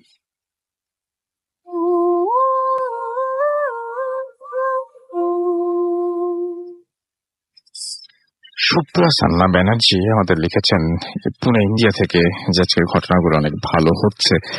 Thank you very much. আসলে আজকের ঘটনাগুলো যারা বলছেন তাদেরকে অনেক অনেক ধন্যবাদ চমৎকার ঘটনা উপহার দেওয়ার জন্য। এবং আমি জানি অনেকেই ফেসবুকে এখনো লিখছেন, অনেকে SMS করে লিখছেন যে অসংখ্য ঘটনা রয়েছে আপনাদের কাছে, সেই ঘটনাগুলো আমাদের কাছে পাঠিয়ে দিন এবং সেই ঘটনাগুলো আমাদের কাছে লিখে পাঠান। এবং লিখে পাঠাতে হলে যেটা করতে হবে, আমাদের যে অ্যাড্রেস রয়েছে সেই অ্যাড্রেসটা আপনারা জানেন, তারপরেও আরো একবার মনে করিয়ে দিচ্ছি, bhutfm@radiofurti.fm, which is bhutfm@radiofurti.fm। আপনার নাম, ঠিকানা এবং ফোন নাম্বার সহ আপনার জীবনে ঘটে যাওয়া বা আপনার জানা সেরা ঘটনাগুলো লিখে পাঠিয়ে দিন এখানে আমাদের কাছে। এবং ঘটনা শুরুতে অবশ্যই উল্লেখ করুন যে ঘটনাটা আপনি স্টুডিওতে এসে শেয়ার করতে চান নাকি আপনি চান আপনার ঘটনা আমরা পড়ে শোনাই। যারা দেশের বাইরে রয়েছেন তারা সরাসরি আমাদেরকে অডিও ক্লিপ পাঠিয়ে দিতে পারেন এবং একইভাবে আমাদেরকে আপনারা লিখেও পাঠাতে পারেন ঘটনা। আমাদের ফেসবুকে দুটো পেজ রয়েছে, www.facebook.com/radio.furti and www.facebook.com/bhutfm.russell। এই দুটো অ্যাড্রেসেও আপনি চাইলে ভিজিট করতে পারেন এবং সেখানে গিয়ে আপনি আপনার কমেন্ট করতে পারেন, জানাতে পারেন আপনার অনুভূতির কথা। এবং আমাদের যে bhutfm.russell যেখানে আছে সেইটাতে আপনারা ইনবক্স করতে পারেন। যদি আপনি দেশের বাইরে থেকে শুনে থাকেন তাহলে অবশ্যই ইনবক্স করতে পারেন এবং আমাদের সাথে সরাসরি কানেক্টেড থাকতে পারেন আপনি। আমরা চলে যাচ্ছি এখন আমাদের পরবর্তী অতিথির কাছে। আপনার নামটা একটু বলবেন, তারপর আপনার ঘটনায় যাব। থ্যাংক ইউ রাসেল ভাই, আমি সোহান আহমেদ নিকুঞ্জ 2 থেকে এসেছি। জি, তো আমি আমার ঘটনাতে সরাসরি চলে যাচ্ছি। তো আমি যে ঘটনাটি শেয়ার করতে যাচ্ছি সেটি মূলত একটি স্থানকে কেন্দ্র করে। জায়গাটি হচ্ছে ময়মনসিংহ সদর উপজেলার ব্রিজমোড় বাস স্ট্যান্ড থেকে শম্ভুগঞ্জ যাওয়ার পথে হাইওয়ের পাশে একটি জায়গা। জায়গাটিতে পাশাপাশি 3টি কৃষ্ণচূড়া গাছ রয়েছে। ওই গাছে ঘেরা জায়গাটাতেই মূলত ঘটনাগুলো ঘটে আসছে। তো এখানে পরপর কিছু ঘটনা ঘটছে। তো আমি প্রথম ঘটনাটা বলতেছি। তো প্রথম ঘটনাটা ঘটে আমার আব্বার বড় কাকার সাথে। তো একদিন রাতে উনার মুড়ি খাওয়ার ইচ্ছে হয়। তো বাসায় মুড়ি না থাকায় উনি দোকানে যায় মুড়ি আনতে। তো দোকানে যেতে হলে ওই জায়গাটা পার হয়ে তারপর দোকানে যেতে হবে। মানে দোকানটা হচ্ছে রাস্তার অন্য পাশে আর আমাদের বাসাটা রাস্তার অন্য পাশে। তো উনি মুড়ি নিয়ে আসার সময় যখন কৃষ্ণচূড়া গাছগুলো ক্রস করবে তখন রাস্তার মধ্যে কিছু একটা পড়ে থাকতে দেখে। তো এটা দেখার পর উনি একটু সামনে আগায় যায় দেখে যে একটা কিছু সাদা কাপড়ে মোড়ানো লাশ টাশ হবে এরকম কিছু একটা। তো এটা দেখার পর উনি এটা ক্রস করে যাওয়ার সাহস পায় না। উনি ব্যাক করে আমাদের বাসায় যাওয়ার অন্য একটা বিকল্প পথ আছে, ওই পথ দিয়ে বাসায় যায়। তো বাসায় যাওয়ার পর তাড়াতাড়ি ভিতরে ঢোকার পর দাদুকে বলে যে পানি দেওয়ার জন্য। তো দাদু পানি নিয়ে আসতে তার আগেই বাসার সদর দরজায় 2-4টা শব্দ হয়। তো দাদু পানি নিয়ে আসার পর শব্দ শুনতে পারে। দাদু জিজ্ঞেস করে দাদাকে যে কেউ নকটক করছে নাকি। তো দাদা বলে হ্যাঁ শব্দ হয়েছে। তো দরজা খুলছে, দরজা খোলার পর দেখে কেউ নাই। তারপর দাদা পানি খায়, পানি খাওয়ার পর দাদা একটু ঘামতে থাকে, একটু ভয় পায় বেশি। তো দাদু জিজ্ঞেস করে কি হয়েছে। তারপর দাদা বলে যে আমি মুড়ি নিয়ে আসার সময় রাস্তার মধ্যে এটা দেখছি। তো তারপর ওই দিকে ঘুরে আসছি। তো আমার মনে হয়েছে পিছন থেকে আমার পিছন কেউ আসতেছে আর বাসায় এসে দরজা শব্দ হইলো। তো দাদু বলতেছে তো মুড়িগুলো ভিতরে নিয়ে আসা ঠিক হয়নি। তো তখন দাদু আর দাদা টর্চ নিয়ে ওই গাছগুলোর এখানে মুড়িগুলা প্যাকেটে থাকার অবস্থায় রেখে আসে। তো ভিতরে আসার পর 2-3 ঘন্টা পরেই দাদার জ্বর আসে অনেক। জ্বর আসার পর দাদা মানে অসুস্থ হয়ে যায়। আর সকালে আমাদের বাসা থেকে আমরা যখন ওইখানে যাই দেখি যে ওইখানে কিছু নাই, মানে মুড়ি প্যাকেটটা পড়ে আছে, ভিতরে মুড়ি নাই। তো এটা দেখার পর আমরা অবাক হই। তো আর দাদার জ্বর 2-3 দিন থাকে, দাদা মানে একটু মোটামুটি অসুস্থ হয়। তো এটা গেল। এই ঘটনা ঘটার আরো 4-5 মাস পর ওই স্থানে আরো একটি ঘটনা ঘটে। এবার এই ঘটনার শিকার হয় ট্রাক ড্রাইভার। তো এক ট্রাক ড্রাইভার রাত 2টা-3টা হবে ব্রিজ থেকে সমুগঞ্জের দিকে যে রাস্তা আছে মানে হাইওয়ে বরাবর যাচ্ছিল। তো ব্রিজ থেকে সব পুরো রাস্তাটা ভালো আসছে মোটামুটি। তো যখন গাছগুলোর এখানে আসছে, আসার পর রাস্তার মধ্যে একটা কিছু পড়ে থাকতে দেখে সাদা। তো ভাবে যে যেহেতু অনেক সময় দেখা যায় যে গ্রাম এলাকাতে ডাকাতরা বা ছিনতাইকারীরা রাস্তার মধ্যে কিছু ফেলে গাড়ি আটকানোর উপর ডাকাতি করে এসব। তো এটা ভেবে ভাবছে যে পাশ কাটায় চলে যায়। তো পাশ কাটায় যাওয়ার সময় অন্যদিকে যখন পাশ কাটাতেছে তখন ওইটা ছুঁড়ে আবার সামনে চলে যায়। তো এটা দেখার পর ড্রাইভার একটু চিন্তিত হওয়ার পর আবার গাড়িটা চাইছে যে আবার টার্ন করে অন্যদিকে ঘুরে আমি এখান থেকে কাটায় যাই। তো ওইটা আবার সরে সামনে আসার পর ড্রাইভার একটু বেশি ভয় পাওয়ার পর ওইখানে ট্রাকটা থামানো অবস্থায় রেখে দৌড়ে, যেহেতু আমাদের বাসাটা হাইওয়ের পাশেই, তো আমাদের বাসার দিকে আসার পর চিৎকার করে আমাদের উঠানে পড়ে থাকে। তো আমাদের বাসা থেকে কয়েকজন বের হয়ে দেখি উনি উঠানে আছে। তো এটা দেখার পর তাকে জেনারেলি নিয়ে যাওয়ার পর পানি টানি দেওয়ার 15-20 মিনিটের পর তার সেন্স আসার পর বলতেছে যে আমি ড্রাইভ করে যাচ্ছিলাম এদিকে, তো রাস্তার মধ্যে পড়েছিল এরকম। তো এটা শোনার পর আমাদের বাসার থেকে কয়েকজন তার সাথে যাওয়ার পর গিয়ে দেখে ওইখানে যে কিছু পড়ে নাই, রাস্তা পুরো ফাঁকা আছে আর ট্রাকটা রাস্তার এক পাশে। তো তারপর উনি ওই দিন রাতে সামনে একটা পেট্রোল পাম্প আছে, ওইখানে ট্রাকটা নিয়ে রাখার পর উনি রাইতে ওইখানে থাকার পরের দিন উনি চলে যায়। তো এটা এখানে শেষ। তারপর ওই স্থানে তার কিছুদিন পর আর কোনো ঘটনা শুনবো না, ওই স্থানে আরো ঘটনা ঘটে, এটা বুঝতে পারছি। থ্যাংক ইউ ভেরি মাচ আপনার ঘটনার জন্য। আমরা পরবর্তী আরো একটা ঘটনায় চলে যাব এবং আমাদের এই মুহূর্তে আমাদের সঙ্গে আর একটা ইমেল দেখতে পাচ্ছি। ইমেলের ঘটনাটা যতটা না ভয়ঙ্কর বলবেন তার চাইতে বেশি বলতে পারেন একটু অবাক করার মতোই। একজন একটা প্রশ্নের উত্তর খুঁজছেন এই ইমেলের মাধ্যমে, আমি সেইভাবেই পড়ছি। নাম হচ্ছে ইমরান, নান্দুরহার সরবকাঠিতে বরিশাল থেকে লিখেছেন। বিএম কলেজে তিনি প্রথম বর্ষে পড়ছেন। এখন যে ঘটনাটি তিনি লিখেছেন যেভাবে সেভাবে পড়ছি, যে এখন যে ঘটনাটি আমি আপনার সাথে শেয়ার করব সেটা কি ভৌতিক নাকি অন্য কিছু, এই প্রশ্নের উত্তর আমি আজও খুঁজে পাইনি। 2010 সালে আমি 8ম শ্রেণীতে পড়ি। আমার ক্লাসের একটা মেয়েকে খুব পছন্দ করতাম। মেয়েটার বাড়ি সন্ধ্যা নদীর পাড়ে। শবে বরাতের রাতে নামাজে যাওয়ার আগে সবাই গোসল করে। তো 2010 সালের শবে বরাতের রাতে ওই মেয়েটা ওর চাচাতো বোনদের সাথে নদীতে গোসল করতে যায়, কিন্তু দুঃখের বিষয় ওই মেয়েটা নদীতে হারিয়ে যায় আর ওর লাশ অনেক খোঁজা হয় কিন্তু খুঁজে পাওয়া যায় না। 2013 সালে আমি এসএসসি পরীক্ষা দেই। আমাদের পরীক্ষা শুরু হওয়ায় 3 ফেব্রুয়ারি। পরীক্ষার আগের রাত্রে আমি স্বপ্নে দেখি ওই মেয়েটার হাত ধরে আমি সমুদ্রের তীরে হাঁটছি, আর হাতটা আমাকে মানে হাতটা টেনে সমুদ্রের মাঝে নিয়ে যাচ্ছে আর সমুদ্রের অতলে তলিয়ে যাচ্ছি আমি। স্বপ্নটাকে আমি তেমন গুরুত্ব দিলাম না, প্রায় ভুলেই গেলাম। 2015 সালে আমি এইচএসসি পরীক্ষা দেই এবং পরীক্ষা শুরু হওয়ার আগের রাতে আমি ওই স্বপ্নটাকে আবার দেখি। এবার আমি ঘাবড়ে যাই এবং ঘটনাটা আমি আমার বন্ধুদের সাথে শেয়ার করি। ঘটনাটা এখানেই শেষ হতে পারতো, কিন্তু না। ঢাকা বিশ্ববিদ্যালয়ের অ্যাডমিশন পরীক্ষা দেওয়ার সময় লঞ্চে করে আমি বাড়ি ফিরছিলাম। রাত প্রায় 1:30। আমি তখন সিগারেট খেতে লঞ্চের ছাদে যাই। ছাদে তখন কেউ ছিল না, শোঁ করে বাতাস বইছে। ছাদের এক কোনায় বসে আমি সিগারেট খাওয়া শেষ করে নদী দেখছিলাম। কতক্ষণ বসেছিলাম মনে নেই। হঠাৎ আমি দেখলাম নদীর দূর প্রান্ত থেকে সেই মেয়েটা হাত তুলে আমাকে ডাকছে। আমি থ হয়ে দাঁড়িয়ে রইলাম। নড়বার শক্তিটুকু হারিয়ে ফেললাম। চোখ দুটো দিয়ে অনর্গল পানি পড়ছিল। এভাবে কতক্ষণ ছিলাম মনে নেই। হঠাৎ লঞ্চের এক স্টাফের ডাকে সম্বিত ফিরে পেলাম। স্টাফ বলল, ভাই, রাত 11টার উপরে ছাদে আসার পরে 12টার পরে ছাদে আসা নিষেধ। রাত 3টা বাজে। এখন আপনি ছাদে কি চান? ও কেন আমার সাথে বারবার দেখা করে এবং ও আমার কাছে কিছু চায় কিনা, এই প্রশ্নের উত্তর জানতে খুব ইচ্ছে হয় এবং এই প্রশ্নের উত্তরই খুঁজছেন তিনি। এবং একটা মানুষকে আপনি, একটা মৃত মানুষকে আপনি বিভিন্ন সময় দেখছেন, বিভিন্ন ভাবে দেখছেন, স্বপ্নে দেখছেন, ঠিক আছে, হঠাৎ করে লঞ্চ জার্নি করার সময় মানে নদীর কোনো একটা পাড় থেকে যদি কেউ আপনাকে দূর থেকে ডাকে এবং আপনি যদি সেটা দেখতে পান, সেই ব্যাপারটা বেশ ভয়ঙ্কর লাগার কথা, তাই না? এবং আসলেও কিন্তু অনেক ভয়ঙ্কর লাগার কথা।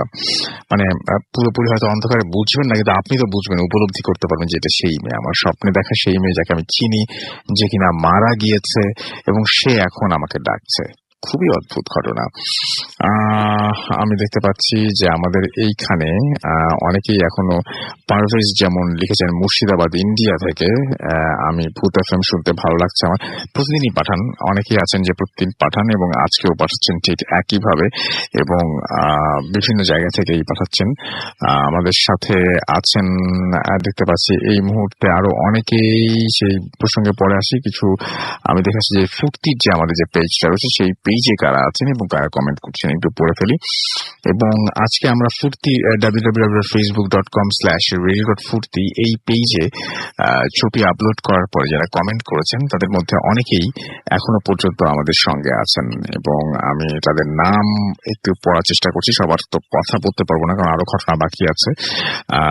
আমাদেরকে জিসান হোসাইন আমাদের সাথে আছেন, আমাদের সাথে রয়েছেন সাইমন স্যাম, এছাড়াও আমাদের সঙ্গে আছেন দেখতে পাচ্ছি বাপ্পি, এছাড়াও আছেন আমাদের সাথে লিমন, আমাদের সাথে আছেন রাকিব খান, পূজা আমাদের সঙ্গে আছেন, পূজা সরকার, এম কে মিশুক আমাদের সঙ্গে আছেন, নেসা আখতার আমাদের সাথে আছেন, দিগন্ত রেখা আমাদের সাথে রয়েছেন, আমাদের সাথে রয়েছেন রং পেন্সিল, আমাদের সাথে রয়েছেন দেখতে পাচ্ছি মেহেদি হাসান, এছাড়াও নাসিম ইসলাম, রাসেল হাসান, তাহেরা, শিলাপ, তারপরে হচ্ছে দেখতে পাচ্ছি তানভীর রেজা, মাহফুজুর রহমান আলম, সাইমন স্যাম, এছাড়া আমাদের সঙ্গে আছেন দেখতে পাচ্ছি রিয়াদ হাসান, আলফি হাসান, আবু সাইদ আজাদ, আমাদের সাথে রয়েছেন দেখতে পাচ্ছি রিয়ন, এছাড়াও আমাদের সাথে রয়েছেন হামিদ, নীরব সহ এদ, মোহাম্মদ ইব্রাহিম, আমাদের সাথে রয়েছেন দেখতে পাচ্ছি বিশাল সাহা বাঁধন, আমিরুল ইসলাম আমির, এছাড়া আছেন সাইফুল ইসলাম, এছাড়া আমাদের সাথে রয়েছেন আল সাজ্জাদ, এছাড়াও আলমগীর হুসাইন সহ আরো অনেকে। আপনি যদি থাকতে চান চলে আসতে পারেন এখানে। এছাড়াও দেখতে পাচ্ছি আমাদের সাথে আমি বলেছি যে আপনারা পাঠাতে পারেন আমাদেরকে আমাদের যে ভূত এফএম এর যে ফেসবুক পেজ রয়েছে www.facebook.com/bhutfm.russell, সেখানে গিয়ে ইনবক্স করতে পারেন এবং আপনারা যারা দেশের বাইরে রয়েছেন তাদেরকে আমরা সেইখানে ইনবক্স করার জন্য বলছি আর কি। তো যাই হোক, আমরা একটা ছোট্ট বিরতিতে যাবো এবং বিরতির পরে আবারও ফিরে আসবো। সেই পর্যন্ত আশা করছি আমাদের সঙ্গেই থাকবেন, কোথাও যাবেন না। স্টে টিউনড, রেডিও ফুর্তি এন্ড ডোন্ট স্টপ দ্য ফুর্তি। Booth FM. Night comes alive.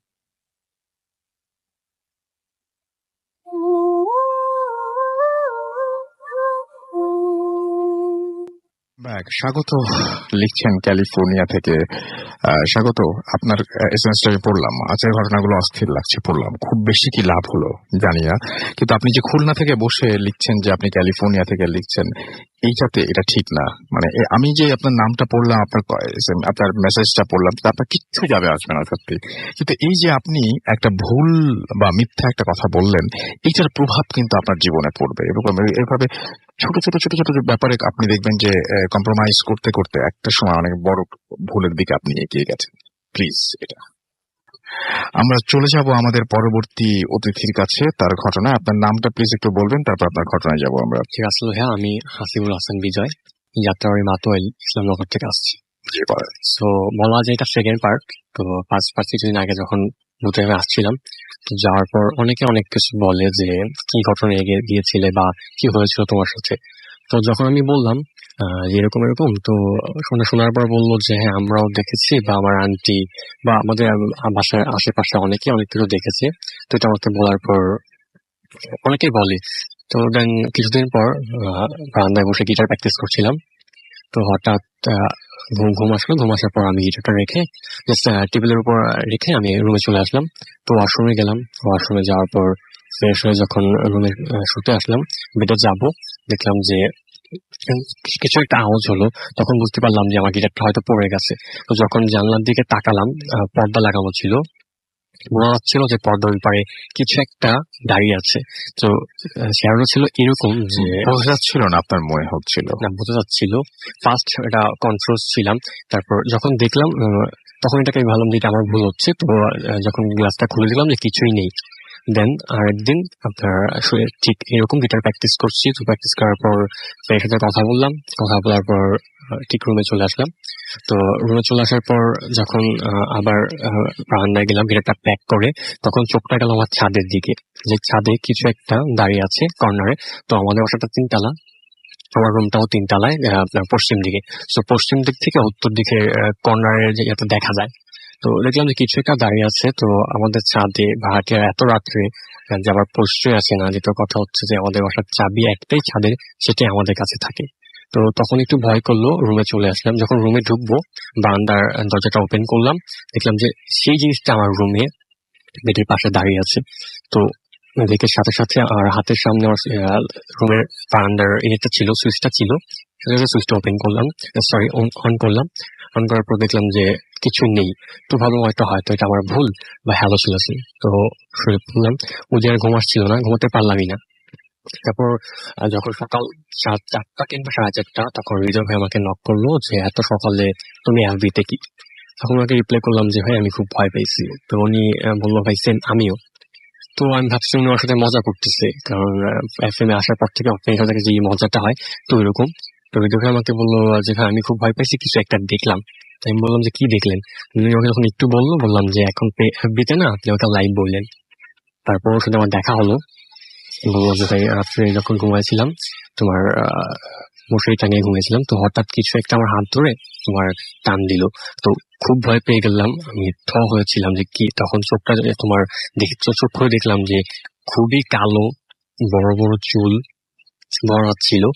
কারণ তোমার আমাদের রাস্তার লাইটের আলোটা কিছুটা রুমে আসছিল। তো দেখে সাথে সাথে মোবাইলটা হাতে নিয়ে মোবাইলের সাইডের বাটনটা ক্লিক করলাম। ক্লিক করার পর দেখলাম যে কিছুই নেই। খুব ভয় পেয়েছিল উনি আমাকে যেটা বলেছে। আপনি আমাকে লিখেছিলেন যে আপনারা এখান থেকে যাওয়ার পরে, ঘটনা বলে যাওয়ার পরে আপনার সাথে অনেক কিছু ঘটেছে, সেগুলো আমরা শুনি যে আপনার সাথে এটা ঘটেছে। হওয়ার পর এটা অন্যজনের সাথে ঘটছে। হ্যাঁ, এটা আমার সাথে যে আসছিল, ওনার সাথে আমাদের বাসার পাশেই যে থাকে হৃদয় ভাই, আমার কথা বলছি। তো তো উনি এটা বলার পর যে বললো যে আমি যখন তোমার লাইটটা অন করবো বেড থেকে নেমে, আমার মনে হচ্ছিল যে আমি এখন যদি বেড থেকে নামি কিছু একটা আমাকে খাটের নিচে নিয়ে যাবে। তো এই ভয়ে আর লাইটটা অন করলাম না। সারা রাত আমি আর ঘুমাতে পারিনি। সকালে তোমাকে আমি নক করলাম। ঠিক তখনই একটা ভাই আসছিল, অনেক সিনিয়র আমাদের। তো উনি আমাকে এসে বললো ভাই আপনার সাথে তোর সাথে যে মজাটা করছি কিছু মনে করো না। তো বললাম কি ভাই কি হয়েছে? তো উনি বললো যে কালকে রাত্রে ভাই কিছু একটা মানে দেখলাম, খুব ভয় পাইছি। তখন ইন্টারেস্টিং ভাবে ওকে জিজ্ঞেস করলাম যে কি দেখেছেন ভাইয়া? তো উনি বললো যে আমি তোমার দোকানে ছিলাম, তো যখন বসে আছি তো দেখলাম যে ইনি সাদ্দাম ভাই, আমাদের পাশে বাসার পাশে থাকে ওনার দোকান। মানে সমস্ত এলাকার মানুষই ভয় পেয়েছে আপনি যাওয়ার পরে? প্রবলেমটা হচ্ছে যে হয়েছে 3-4 জনের সাথে, আমাদের একজন আমাদের জানতে চাচ্ছি ঘটনাটা আমার সাথে যেটা হয়েছে আমি সেটা ফার্স্ট হ্যাঁ সেটাই। এই ঘটনাগুলো আপনি কানেক্ট করছেন কিভাবে? করছি কেন, কারণ আমি যখন বের হয়েছিলাম একই দিনে একই টাইমে 3 জনের সাথে প্রবলেমটা হয়েছিল। কি ধরনের একই প্রবলেম কি 3 জনের সাথে হয়েছিল? ফার্স্ট প্রবলেমটা আমি যে বারান্দায় দেখেছি। আপনি ভূত আশ্রমে যাওয়ার পরে বাংলাদেশে অনেকের সাথে অনেক ধরনের প্রবলেম হয়েছে, সেটা বলছি না। আমি বলছি যে এই প্রবলেম গুলো কানেক্টেড কিভাবে মনে করছেন আপনি? কিভাবে মনে করি, যখন হুজুরের কাছে গেলাম বা ওই দোকানের দাদুকে জিজ্ঞেস করলাম, উনি বললো যে এটা আগে কখনো সাথে হয়নি। তো উনি যেটা ফেস করেছে উনি আগে কখনো এটা দেখেনি। উনি আমাকে যখন বললো যে তোমার এগুলো দেখেছি, তো দাদিকে জিজ্ঞেস করার পর অনেক কিছু শুনেছি বা জানতে পেরেছি। আর প্রবলেমটা উনি যেটা মনে করেছে ভাই, আমি কখনো মানে আপনি যাওয়ার পরে ঘটনাগুলো ঘটছে, তো কানেক্টেড কিভাবে আমি সেটা জানতে চাচ্ছি। কিভাবে যে আমি কানেক্টেড বলতে যে যখন ওনাকে আমি বলছি যাওয়ার পর, আগে কখনো ওনারা আমাকে এই টাইপ নিয়ে কোনো কথা বলেনি, তো যাওয়ার পর আমাকে বলছে। আপনি এখানে এসেছেন সেই জন্য বলেছে। থ্যাংক ইউ ভেরি মাচ আপনার ঘটনার জন্য, অনেক অনেক অনেক অনেক ধন্যবাদ। আপনার ঘটনা তো ওইটুকুই ছিল যেটা আপনার সাথে ঘটেছে এখান থেকে যাওয়ার পরে। পারফেক্টলি ভালো হয়নি, এখনো আসল টপিকে আমি আসিনি। আসল টপিকটা কি একটু ছোট্ট করে বলেন আমাদেরকে। আসলে এই যে যখন আমরা হুজুরের কাছে যাই বা আমাদের অনেকেই বলে যে আমাদের এখানে নাকি আগে থেকে এরকম অনেক কিছু হয়, অনেক কিছু দেখে, তো এটা শেয়ার করলে নাকি বা শেয়ার করা ঠিক না। যেহেতু ফার্স্ট টাইম বলার পর থেকে ওই প্রবলেম গুলো হচ্ছে, তারপর জানার ট্রাই করলাম আসলে মানে ঘটনাটা কি বা কি হয়েছিল। দেন তার মানে কানেক্টেড এইভাবে যে আপনি বলতে যাচ্ছেন যে আপনার এলাকায় যে ঝামেলা আছে সেই ঝামেলাগুলো শেয়ার করলে সেই ঝামেলাগুলো বেড়ে যায়, সো সবার সাথে সেই ঘটনাগুলো মানে ছড়িয়ে মানে তারপর থেকে সবাই অনেক কিছু এক্সপেরিয়েন্স করতেছে।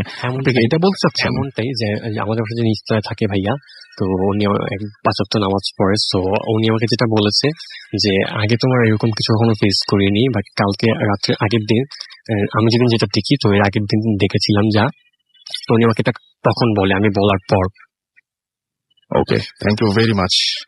বুঝতে পেরেছি। আমার মনে হয় আপনি বলতে চাচ্ছেন আসলে যে আপনি এখান থেকে যাওয়ার পরে আপনার এলাকায় অনেক কিছু ঘটছে। দ্যাট মিনস আপনি বলতে চাচ্ছেন যে আপনার এলাকার ঘটনা আপনি শেয়ার করছেন, দ্যাটস ওয়াই এই ঘটনাগুলো ঘটছে, রাইট? সেটাই আমি জানতে চেয়েছিলাম। Thank you very much. আমাদের সাথে দেখতে পাচ্ছি অনেকেই এই মুহূর্তে আছেন।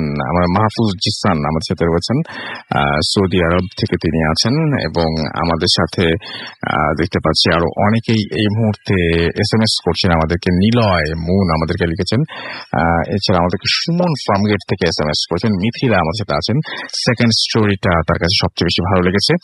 আমাদেরকে নাবিয়ান SMS করেছেন এবং আমাদেরকে SMS করেছেন নয়ন আহমেদ। এছাড়া আমাদেরকে SMS করেছেন অপি শেখ, আমাদেরকে SMS করেছেন SH আবরার। উৎস এবং